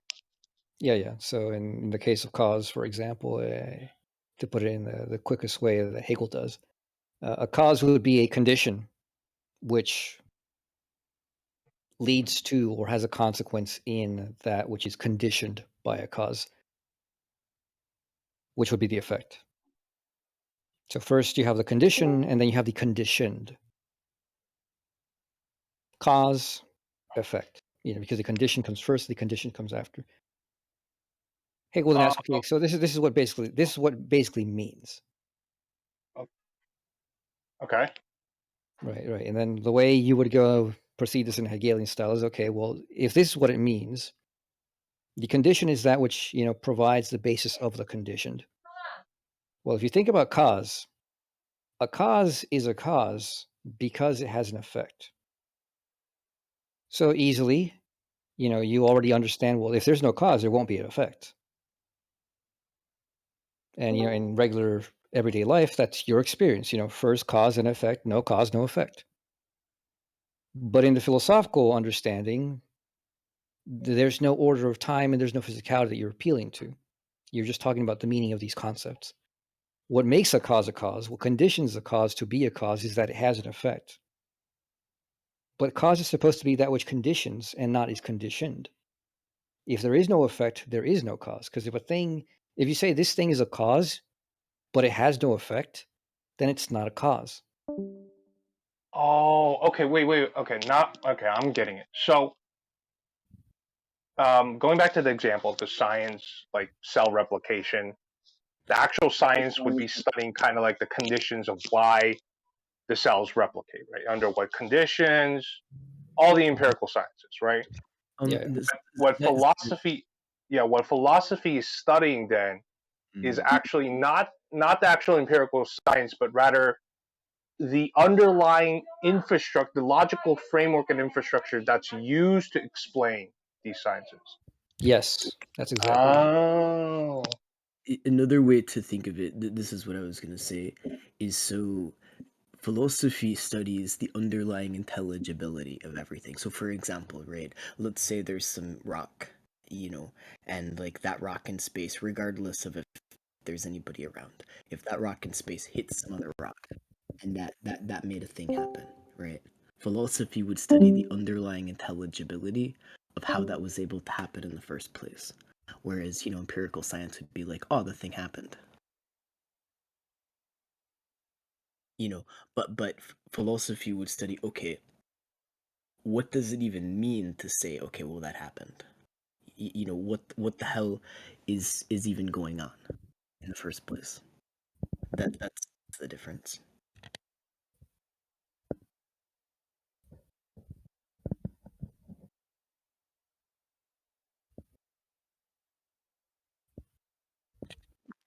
Sometimes people get confused. They think philosophy is, just a subjective thing. It's not. It has to do with the underlying logic, the underlying order of everything. That's what's studied in philosophy. It's like No, I get it, but I'm trying to think of like an analogy that would make sense for me. And also, sorry, I'm kind of doing something in the background. No, you're fine.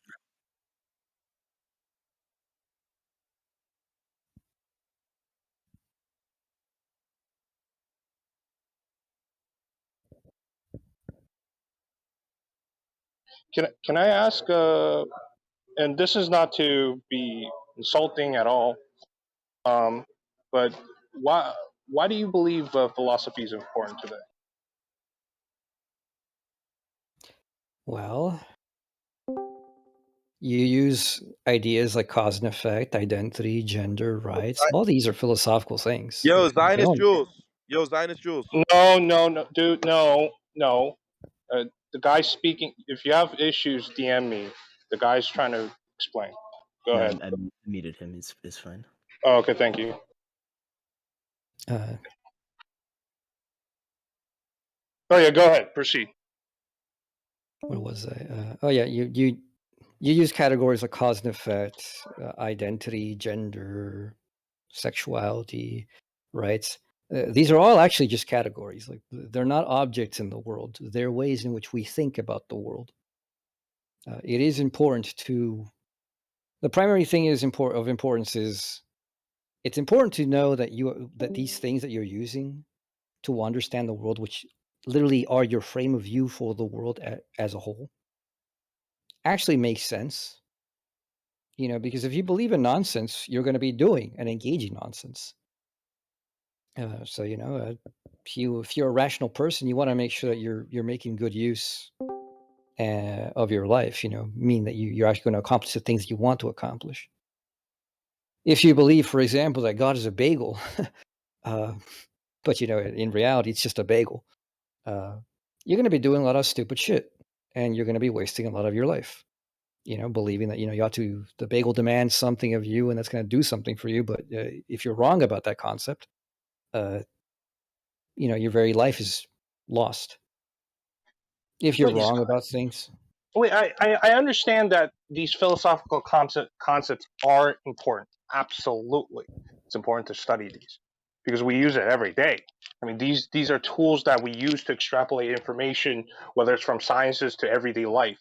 I mean, a And get simple way that. to put it is making sense of the world, is better, even just for pragmatic, like, because it underlies what we do pragmatically. And I completely agree with that, right? But I don't understand. Maybe you could help me understand this. But is there a modern movement or like a philosophical front line that you guys are trying to discover today, or some you know how like in sciences, like in physics, they're still trying to like conceptualize and understand like dark matter, and you probably have theoretical physicists like studying this like for hours and hours, and it's like the front line of physics, right? Is there a front line for philosophy for you guys? Yeah, I would say Hegel is that front line in which a lot of what's been going on in philosophy after Hegel has been a gigantic waste of human time. Wait, Because what? a lot of it is based on a huge misunderstanding of what reason is, and therefore, people have been spending an inordinate amount of time doing things that ultimately don't mean anything. I mean, It's not that they don't mean anything absolutely. Obviously, they have meaning and they have use for the people engaging in them to a certain extent, but they don't lead to the world-changing things like Hegel or Marx led to. Or If, that people like Adam if you Smith or people like John Locke, those if you people were dealing. Go ahead. Yeah, if you don't mind, because I hear Hegel a lot, right? I've never read any of his work. I actually don't know his philosophical positions. Could you tell me his like contribution to philosophy, if you don't mind? His contribution to philosophy is that he basically finished Western philosophy. And how did he do that? In what way? He developed a self-reflexive logic which proves itself, doesn't appeal to anything else. Therefore, it provides its own objective standard, is absolute, and sets the measure of all other things. Therefore, the question of definitions is over. And as such, the question of how to think properly is also over. Oh wow, And that sounds real complicated. All just the words you just said, like I didn't understand that. Like, so could you just like tell me like explain it to me like I'm 5? all right, Like, so yeah. the issue of reflexivity is there's a problem in philosophy called skepticism, which is the Okay. question of how do you know that you know what you know? Okay. There's multiple variations of this problem, different dilemmas, trilemmas, which all bring out the actual fact that for almost everything, well, not for almost, basically everything that you can normally say, that you think you know, it can be shown that that which you have good reasons to say you know, you also have good reasons to say you don't know. And that opposite things can be argued equally validly, such that, when it comes to metaphysical principles, opposites can be shown to be true in their own sense and false in their own sense. And so your reason is left paralyzed because now you can't decide what is truth and what is falsehood because they all look the same from the standpoint of reason. They're all equally valid. Right. It's like it would be like having multiple scientific theories which are radically different. It'd be like having voodoo magic as a legit science that worked perfectly over the same things that regular, medical science does. And that these two fields would be complete explanations of the world, which have equal claims, which are equally valid and invalid in their own positions. And then somebody asks you, well, which is it? Is the world ultimately just, what the doctors tell me, or is it what the witch doctor tells me? And you would have to raise your hands up and say, I don't know. Because insofar as the witch doctor follows his procedures and, does things rationally to that extent, the world makes sense in the way that he acts and he portrays it and he explains it. But insofar as the medical doctors do the same thing, it also makes sense in the way that they show it and act it and portray it. So it seems that reality has these two incompatible modes that work at the same time in different ways about the same thing. It'd be like looking at a pyramid and saying it's circular and square at the same time from the same vantage point. So how did Hegel's resolve this? So Hegel resolves this by saying, well, the problem with skepticism is it was right to question all these other things and show that people weren't really fully grounding what they claimed they knew. But the skeptics still had a problem. They assumed what reason was, and they assumed they assumed that they knew what truth was, such that if they had ever encountered truth, they would recognize it. So, the skeptics could only destroy things, but they couldn't build anything positive. And they couldn't even make positive claims for themselves. They couldn't even say that they knew that they didn't know. They could only suspend judgment. They could just go like, well, I don't know how to decide this anymore. Oh. And Hegel's thing is, okay, we're going to get rid of that problem. We're not going to assume what reason is. We're not going to assume the laws of logic. And we're just going to see what does thinking actually do. It's almost being empirical about about philosophy, quite frankly. It's being empirical about reason, of saying like, okay, if I were to go and do experiments of reason without assuming anything, and that I want to just start from the most basic so I can see the whole process build up and, catch it in the act. Only then will I find out what it is that reason really is and what reason really can do. Because so long as you just assume, because it appears to you to be the case, that there are these laws of reason, that there are these laws of metaphysics, or so on, you don't really know this. You're just assuming it. You've never tried. And insofar as you've tried, perhaps you haven't tried another thing in a different way. So, the whole thing is, let's just take reason on trial. And who's going to put reason on trial? Well, reason's going to put reason on trial, because who cares about reason? Reason cares about reason. Your emotion doesn't care about reason. The rocks don't care about reason. Reason cares about reason. So, the judge, jury, and executioner are the same person, or the same subject in this case. And you're just going to see what happens. How do you even perform this? Wait, so the defendant is reason, the jury is reason, the judge is reason, the executioner is reason. How do you perform this experiment? How do you perform this experiment? Well, Hegel's way is, well, you're just not going to assume anything. And the assumption here is just don't even form a question. You don't ask, well, what is reason or what is being? That already places distinctions which are presupposing the form of the answer. So, like, asking questions preloads. Yeah, go ahead, mute glues, please. Ask questions like, what is being? What is God? What is right? You're already putting forth that there is some kind of object like this, and presupposing its structures in the very way you ask a question. So you can't ask a question. And you also can't go like, well, I'm looking for this, because you don't know what you're looking for. Because the whole issue is you just want to see this thing. It's like encountering some kind of new existence, which you've never heard of before, because it's so different to anything you've ever experienced that you won't have anything in your experience to relate to it initially. So the only way you're going to figure out what this thing is just pay attention to it and just watch what it does. Whatever differences come up, well, they're differences. So just you note them down. Whatever movements come out, they're movements. You note them down. Any relationships, you note them down. But you're not going to presuppose what is there. You're just going to observe it. So his whole thing is, wait. So the experiment was no questions, and just observe. Yeah, it's a pure observation. And then from those observations, you would be building knowledge. Yeah, so you'd go from the basics of. Let me describe this as a form of cognition, like the way we think about things, right? Because this is what the logic is also about.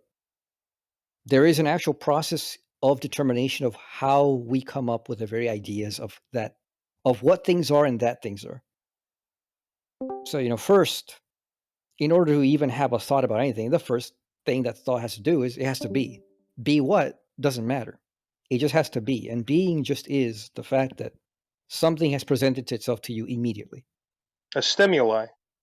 Yeah. You might call it a stimulus, but, in thought, it's even more primitive than a stimulus. It's just the immediate presence of whatever.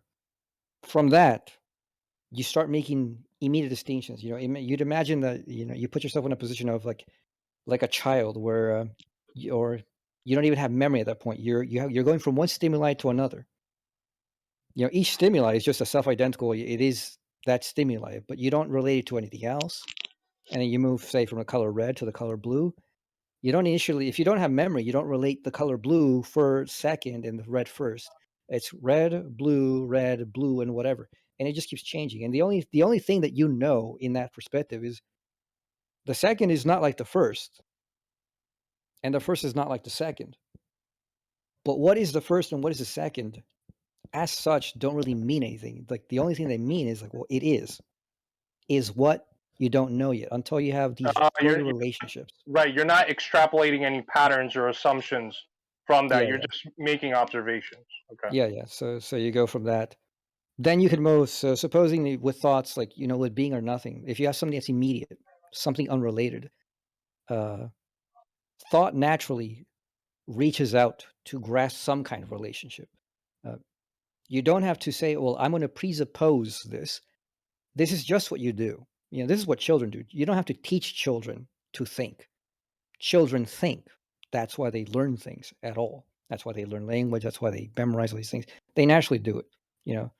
So if you're put in a position in which I can't relate things, but I have to assume, I'm stuck with these things. If I'm thinking of an object that's unrelated, well, I can't think about it, right? Because relationships would be required for me to define that object in the first place. If I want to say this is being, I have to be using notions or concepts of what being is not. So first you just have being, and you want to then think about it. You can't, or you can note you also experience the absence of content. And this is different. It's a different kind of experience than the first experience. But what is different about it, you don't yet know. It's just different. Different as such. But even the concept of difference, you don't have to use it. It's just an experienced thing. So you just go being, nothing. Then the nothing, you have an experience of, well, I couldn't think. I didn't find anything there. But you have this experience that it is nothing. This is itself a different kind of experience to the first. But it is. But the first experience was just that it is. And the second experience is just the absence that it is. And you just give them names, being, nothing, and you go from being, can't think about it, nothing, it is nothing, therefore it is being, nothing, nothing, nothing. And you're stuck in that loop because all that you can find in the meaning of these concepts is precisely that relationship, or rather that shift. It's not yet a relationship itself. And that shift, you can then, it's a form of metacognition. You stand back from this cycle because now you're stuck in a loop. You can stand back and hold that and go like, what does that look like? Or, does that make sense to me? Well, insofar as it makes sense, it's because, well, we've done it, right? We know why we go from being to nothing. We know why we go from nothing to being. We know why the loop is closed and you're not going to go anywhere else. You can't go from being to my foot, or, being to the self, or being to God. That structure is very minimal. So it has like the structure, like it's like mathematics. Once you define the equation, there's only one way that equation can work itself out. Because it objectively cages you into its structure. Once you have a structure, you can only do so much with that structure. You can't just do whatever you want. Because then you wouldn't be operating within that structure. Oh, wow, that was a lot to take in. So I understood the part that in the experiment for Hegel, no assumptions, no questions, just observe. And then I guess you were explaining the observation part, where you strip apart all the different like assumptions about an existent an entity or existence or whatever, right? Yeah. The color, the smell, the shape, or whatever. You just strip it away, and you just label it as being and nothing, being and nothing. Yeah. And these labels are because being just means the immediacy of that presence, without even referring to presence. It's just immediacy. What does that nothing mean? is just, What does immediacy of presence mean? What does that mean? It just means no relationships. I'm sorry. obviously you're a subject thinking this, but Okay. and so the fact that your own presence as a subject, without even conceiving yourself as a subject, there is a presence, let's just say, and you don't even have to think, oh, there is a presence. It just is. There's the fact that you are, and you label this just immediate fact, which does not relate to anything else yet. That's being. So being just is that immediacy, that unrelatedness that is present. That's the only way I can intuitively make it clear as far Right, as without starting to add on to things, which would kind of ruin the exactly. structure in the first place. Okay. Yeah, and then you simply continue to ask, okay, what is in this structure of immediacy? What can I find in this structure of immediacy if I don't relate to anything else? If I just take this as absolute because I have no other reference point, what can I do? Well, and the thought of immediacy, the only thing you can do is You can't do anything. You could just say exactly. Exactly. You can't do anything, but you notice that you can't do anything. So this itself is a new experience. That's what the nothing is.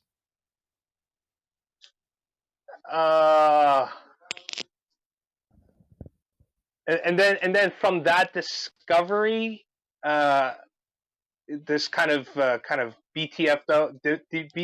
BTFO'd all the skeptics because. Well, the thing is so skepticism assumes things usually like subjectivity, and it definitely assumes doubt because otherwise, what the hell would skepticism even mean?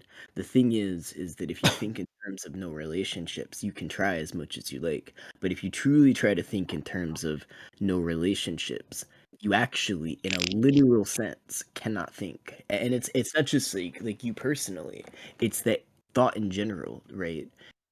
Thought in general, intelligibility cannot be sensible, cannot be detectable. There's nothing there unless there's relationships. And so when you try and you fail, right, that tells you something incredibly concrete about the world. Maybe the most concrete. That is at the base, right? At the most basic, as far as you can go. And so from there, okay, well, you just see, right? Well, you try to think relationships fail, you just see what that progression is. And there's a development logically of just what you observe in the categories as they develop.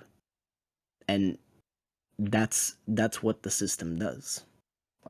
Yeah, it's a self-construction from nothing. So it assumes nothing, but you can construct everything out of it precisely because it reveals that there are more things than these immediate categories. So that it defeats a skeptic in that you don't have assumptions, but it also defeats a skeptic in that you prove with absolute necessity that these thoughts that you're having are not merely subjective positings by you. Like you didn't have to go and define things prior to engaging. So you're not engaging foundationalism where you say like, I define existence by X, Y, and Z. You don't have to do that. It's literally the inverse.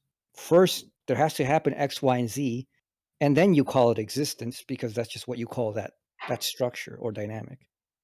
It's in a way more being empirical about reasoning, but not in the usual way that people mean empirical. It seems like it seems like Hegel tackled kind of like the assumption part of a lot of skeptics that would question certain types of thoughts or ideas, because if you remove that, and also you just remove any assumption of relationships, I'm trying my best to kind of put myself in that situation. I wouldn't be able to think of anything. Because that's the and that's what Hegel would call the meaning of that. Yeah. So the meaning of being is nothing because it doesn't have any relationships. Yeah, exactly. The meaning of nothing is likewise that it just is because the nothing is there. So it's not nothing in the sense that the nothing is the absence of being, in the sense merely as a pure negation of like nothing in the usual way that people mean it is something that is literally unthinkable. You couldn't even say it. As far back as Parmenides, who was one of the first people to think about like philosophy in the Western sense. His first understanding was like, wait a minute, by definition, nothing doesn't exist. So what are we talking about when we say nothing? That's a good point. Yeah. Because he said, not only do we know that we're talking about something that literally is not here, but if it's not here, why are we talking about it? And how can we talk about it if it's not here? And his conclusion is like, well, you can't actually talk about nothing. When actually you say, Because we don't know what it is. We can't even identify it. yeah, Yeah, because it just doesn't, by definition, it doesn't It exist. So doesn't therefore, exist. you Yeah. can't talk about it. it'd be like trying to like smash your hands on the keyboard and like send that message, right? And then ask somebody, oh, like what is that? Well, who the fuck can answer that question? Wait, They I'm have no- sorry. I mean, You cut off for me for the first part. Can you repeat that? No, it'd be like if you were to like just type incoherent gibberish, like you were just to smash your hand on the keyboard, and then like send that as a message, right? And then you ask somebody, okay, well, what does that mean? Well, there'd be no way, like it doesn't mean anything. So like what could anybody say about anything like that? I mean, it would literally the meaning would just be the incoherent gibberish. It wouldn't actually be a thing itself. Yeah, it wouldn't be nothing. It's just incoherent. Like that's identifiable at least. It's incoherent gibberish. That's still identifying something, but it's not Yeah, but nothing. in this case, it'd be like when people usually talk about nothing, you can identify the word nothing they're saying, right? But you can't identify the no thing. Yeah, you can't. I get it. The word nothing. There's like a word called nothing that we use to describe out of convenience or whatever, but the actual like thing for the nothing, there is no nothing. Like there's I don't even know how to describe it. What the fuck am I talking about? yeah, no, Like there's exactly. Like yeah. what you see, There what you're is. doing. This was brought up earlier about like AI intelligence. You cannot do this with any AI, and you never will, by the way. What you're experiencing, no AI will ever experience because one, AIs don't experience, but two, AIs don't think. This experience of, wait a minute, the very meaning of this thing doesn't make any sense. Just because I can put it into words doesn't magically make it meaningful. You can feed any set of words to an AI, and it will, so long as you train it in a proper set of enough information, it's going to eventually be able to respond with the things that people have over the years found meaningful to them. And so some people are like, oh, the AI will never be able to replace philosophers. No, at a point it will, not because it philosophizes, but because it will, like you train that shit in like every PhD dissertation ever written, as well as every major work of the AI will be able to have the appearance of answering because it has the proper grammar and the background information to do so. But it doesn't understand. Like you'll never be able to like bring something up like this and like have an AI go, wait a minute, that doesn't make any sense. Just by the structure of meaning. Like you can ask ChatGPT, what, how does it make sense that a negative number is less than zero if the meaning of the quantity of zero is no quantity at all? Negative quantities are not no quantities. They're just different kinds of quantities. So they're not less than zero. But if you ask it what is a negative number, it'll say it's a number that's less than zero. That doesn't make any sense. When you actually think about it. and actual human beings, actual mathematicians did ask this question, and they all kind of stumped for a while as to like what are negative numbers in the first place. They don't exist. They're not a thing. They're just they're concepts that help us kind of understand mathematical concepts, but they're not actually a thing.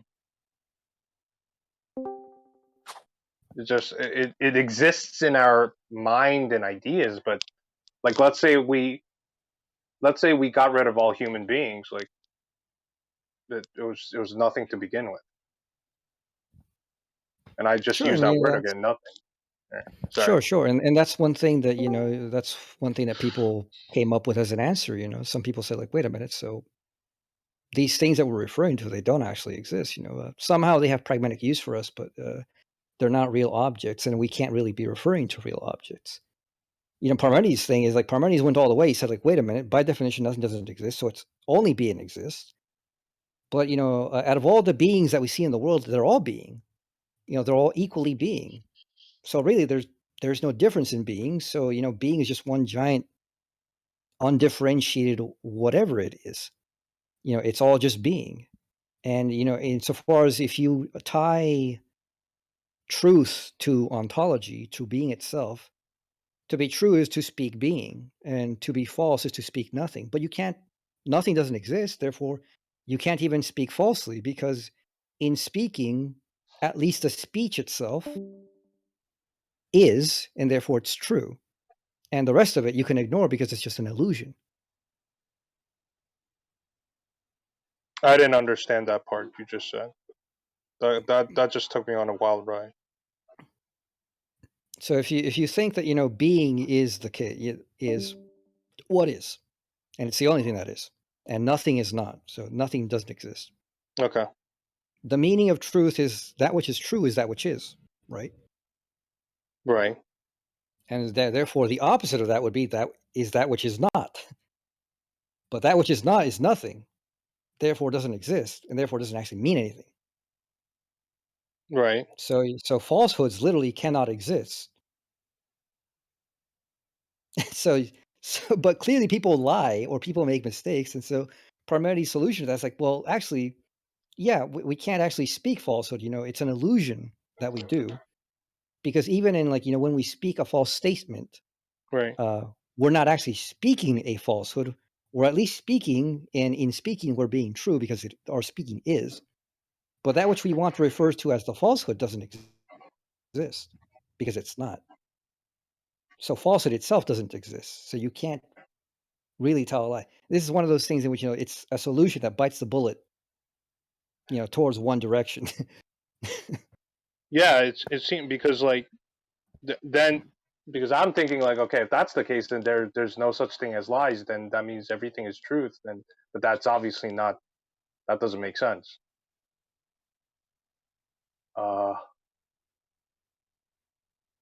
Yeah, and that's philosophy. It's that kind of thing of realizing, wait a minute, these things that we say every day, even with our everyday commitments, you don't have to go into deep arcane stuff, by the way. You don't have to get into stuff like Heidegger and these continental people who speak a very alien language. I mean, the analytics speak an alien language too, by the way. People just don't encounter that a lot. They read introduction papers. They're like, oh, analytic philosophy is so clear. Yeah, read the top dogs and see if that makes sense to you. All of these things go on all the time. You can take just the basic things like, what do we mean by being? What do we mean by existence? And the moment you realize, you have the Socrates moment. I don't know what the hell I'm talking about.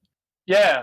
I was when you were telling me all this, I got to a certain point where I was following along, and now I was like, what the fuck is this now? It just because you stripped away my ability to assume, you stripped away my ability to question, you stripped away my ability to make relationship, right? And then what's left? Just being, and or not being, or not Yeah, either one. Yeah, it's either one. It's either being or nothing. Doesn't matter which. They both lead to the same thing, because if you think being, you can't think anything, so it's nothing. But the moment you realize, well, I haven't thought anything, it's a bunch of nothing. Well, it is, so it's back to being. Oh, dude, that's dangerous. That's like, that could hurt people, that idea. So is this what Hegel discovered, and this is the reason why the philosophical world has kind of been in disarray? In a way, I don't know that he's the one who discovered this. This is an old one, but he discovered the generalized form that this is how all real thoughts work. All actual thoughts have this contradictory aspect, where, for example, a cause is a cause of an effect. It's the condition of the effect. But a cause is a cause only if it has an effect. So therefore, if there is no effect, there is also no cause. Therefore, the effect is the condition of the cause, which makes the effect the cause of the cause.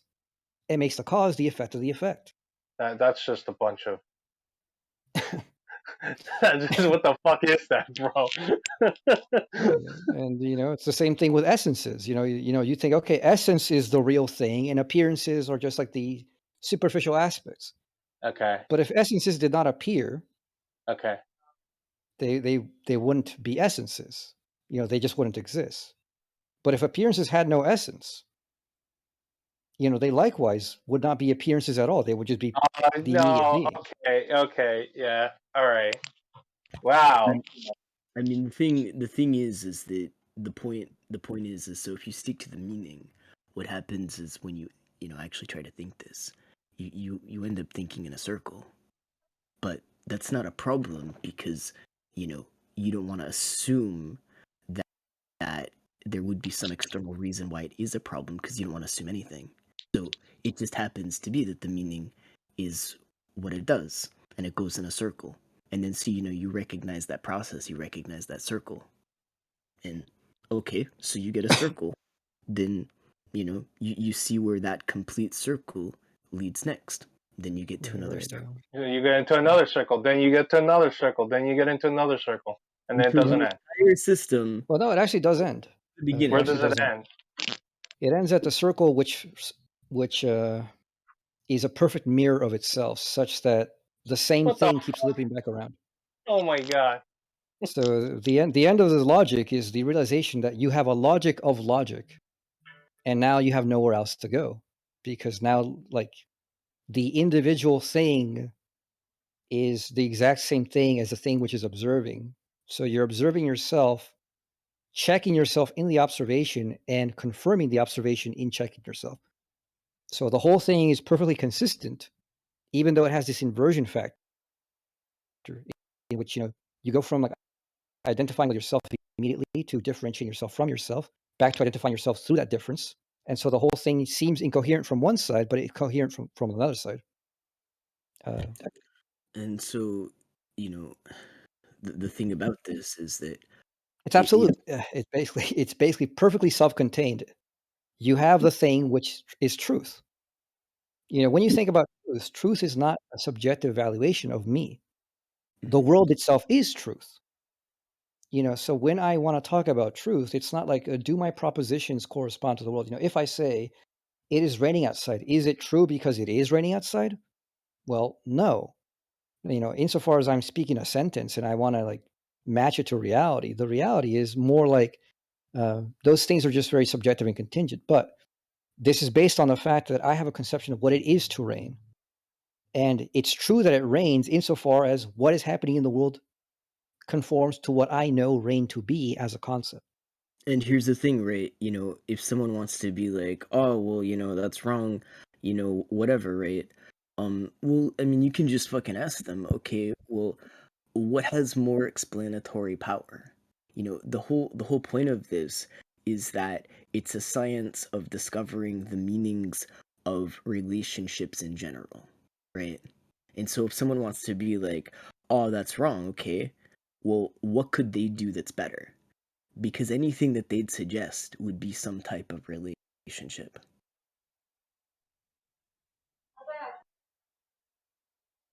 Oh wow. And I mean, here's the greatest value of this: definition wars. People say, like, some person says, like, no, I think gender is this, and somebody says, no, gender is this. How do you ultimately solve that? Well, the issue is, do you even have a valid object to begin with? Do you have a valid concept? No. And second is, where's the necessity of this concept? Because you don't want to create some kind of disjointed hypothetical system of the world. Because philosophy here is trying to think the entire world as it connects and as it builds up. Obviously, there are atoms built upon, what are they called? Protons and electrons and neutrons, and then those build out of quarks.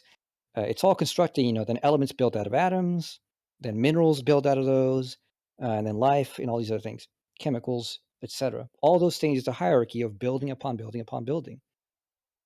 Real objects are where those Lego blocks of the lower elements necessarily come together. That, when they come together in this way, it's because that's just the way that they produce themselves. It's like the positive and negative in the electric charge. These two things come together by necessity. They cannot not do so. So the point of definition is, where does a loop happen that closes a system that requires a new level?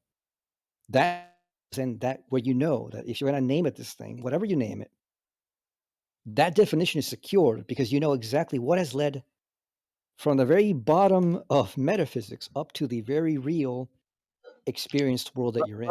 Let's do that right now. Then let's take an example. Let's take the word apple. Let's take it easy, right? Can we do this like philosophical diagnosis of the word apple and its definition? Yes, actually, I use this example all the time. I Do have a you little really? diagram. Okay, awesome. Yes. Let me get my little apple diagram. Because this is the shape of truth, literally. Wait, are you going to post it somewhere? Yeah, let me post it in a discussion, the AMA discussion. So you see this, the diagram of the apple life cycle. Give me a sec. I'm on my phone right now. Give me a sec.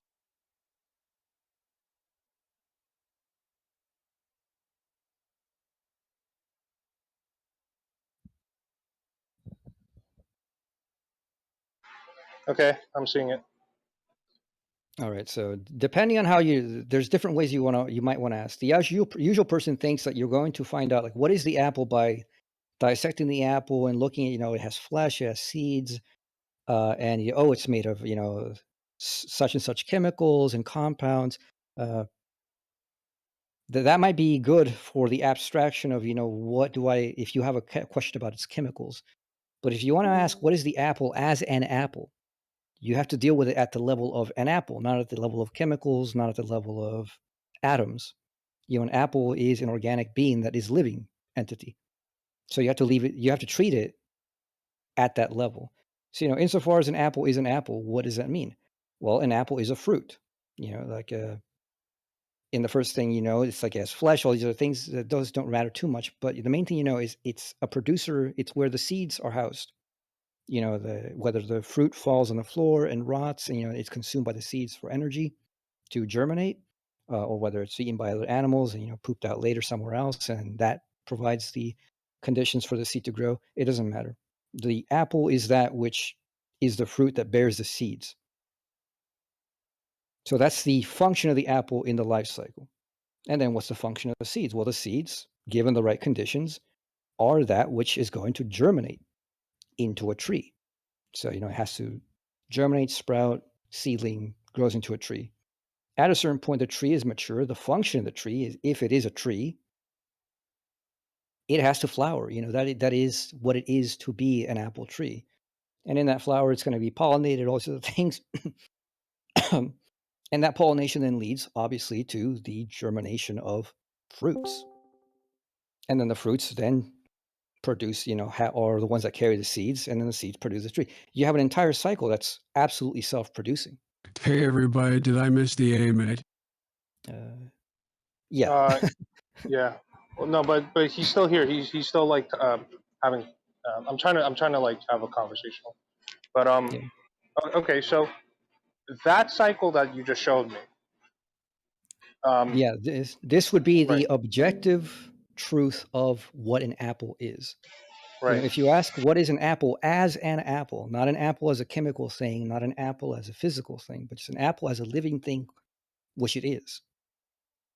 The meaning of it is that an apple is that which bears the seeds. The seed is that which is going to germinate, become a tree. The tree is that which flowers, is pollinated and then produces fruit again, and it reproduces the entire species cycle. At any point, the meaning of these is what is this thing actively doing in reality? What does it do? Right. AW, I would like to ask you a question after this. Sure. Okay, and also okay, so we tackled Apple, right? Which is pretty. I mean, it was still a bit complicated, but we understand what an apple is from the cycle. Wait, hold on. But, Sure. Okay, so today we have conflicting definition of what a woman is. It's literally political, right? How do we close the circle on that, or loop it? Okay, well, you'd have to go back to where the contention lies. First off, most of these people having arguments about womanhood aren't philosophically aware people.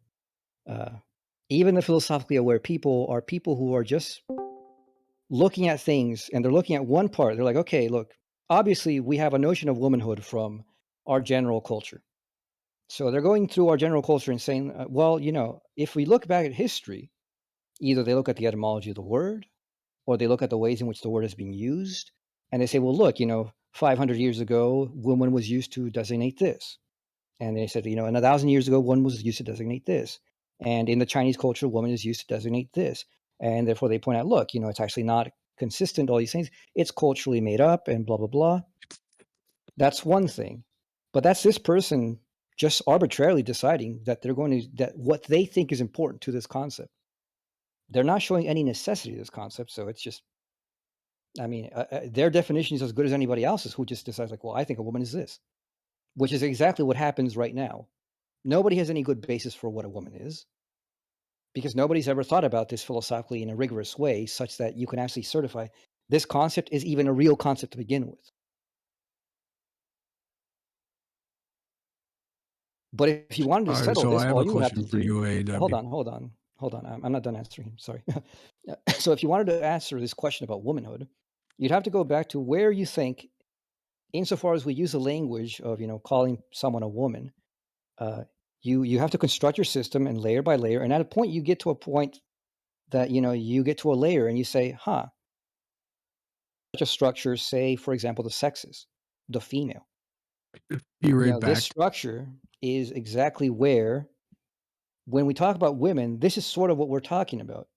You're not getting your concept in that case from what people say woman is. You've gotten to a point in which you know that you've acquired a necessary structure that you can't escape, that is objectively ontologically required. That, that in the structures of reality, it's like, atoms are required to make elements. It's that kind of necessity. Like, it's the objective kind of necessity where you're not going to play around with definitions and go, well, my opinion is otherwise. Well, your opinion can be otherwise about atoms. Nonetheless, we need atoms for elements. You're just wrong in that case if you don't believe that. In this way, so if you define things this way, you have a basis to say, I know exactly why my definition necessarily is the way it is, but you don't. You're just picking out stuff that you want to think is important, and you want to enforce it as if it's something that I have to objectively assent to. But I don't have to, because that person doesn't have rational force. They can't prove to me their concept is necessary. Perhaps they can prove to me that a lot of people agree with their concept, but that's not a rational proof that forces me to accept it. I may be forced to accept that out of peer pressure, but not because I know it's true.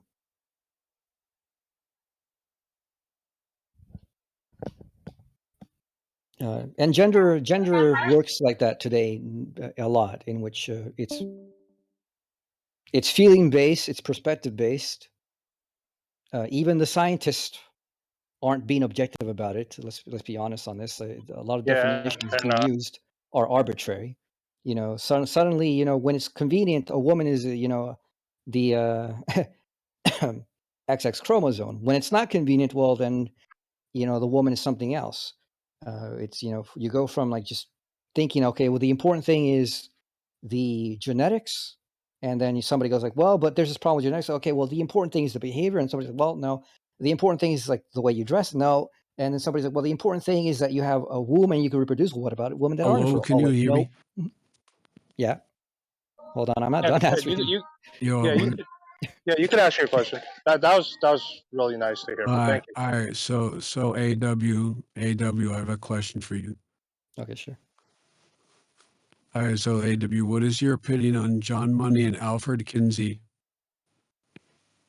I don't know who John Money is. Alfred Kinsey, that might ring a bell. John Money's the guy who started kind of like he's called like the father of transgenderism, I think. Like, he's the one who did the experiment and kind of like. Are you talking about the Canadian guy who did that experiment on the boy who? Yeah, the boy. Yep. The two boys, yes. Okay, well, I mean, in the aftermath, unfortunately, that was a tragedy. But Insofar as the experiment was done, like that's just a historical thing of, like it's stuff that nobody knew really beforehand.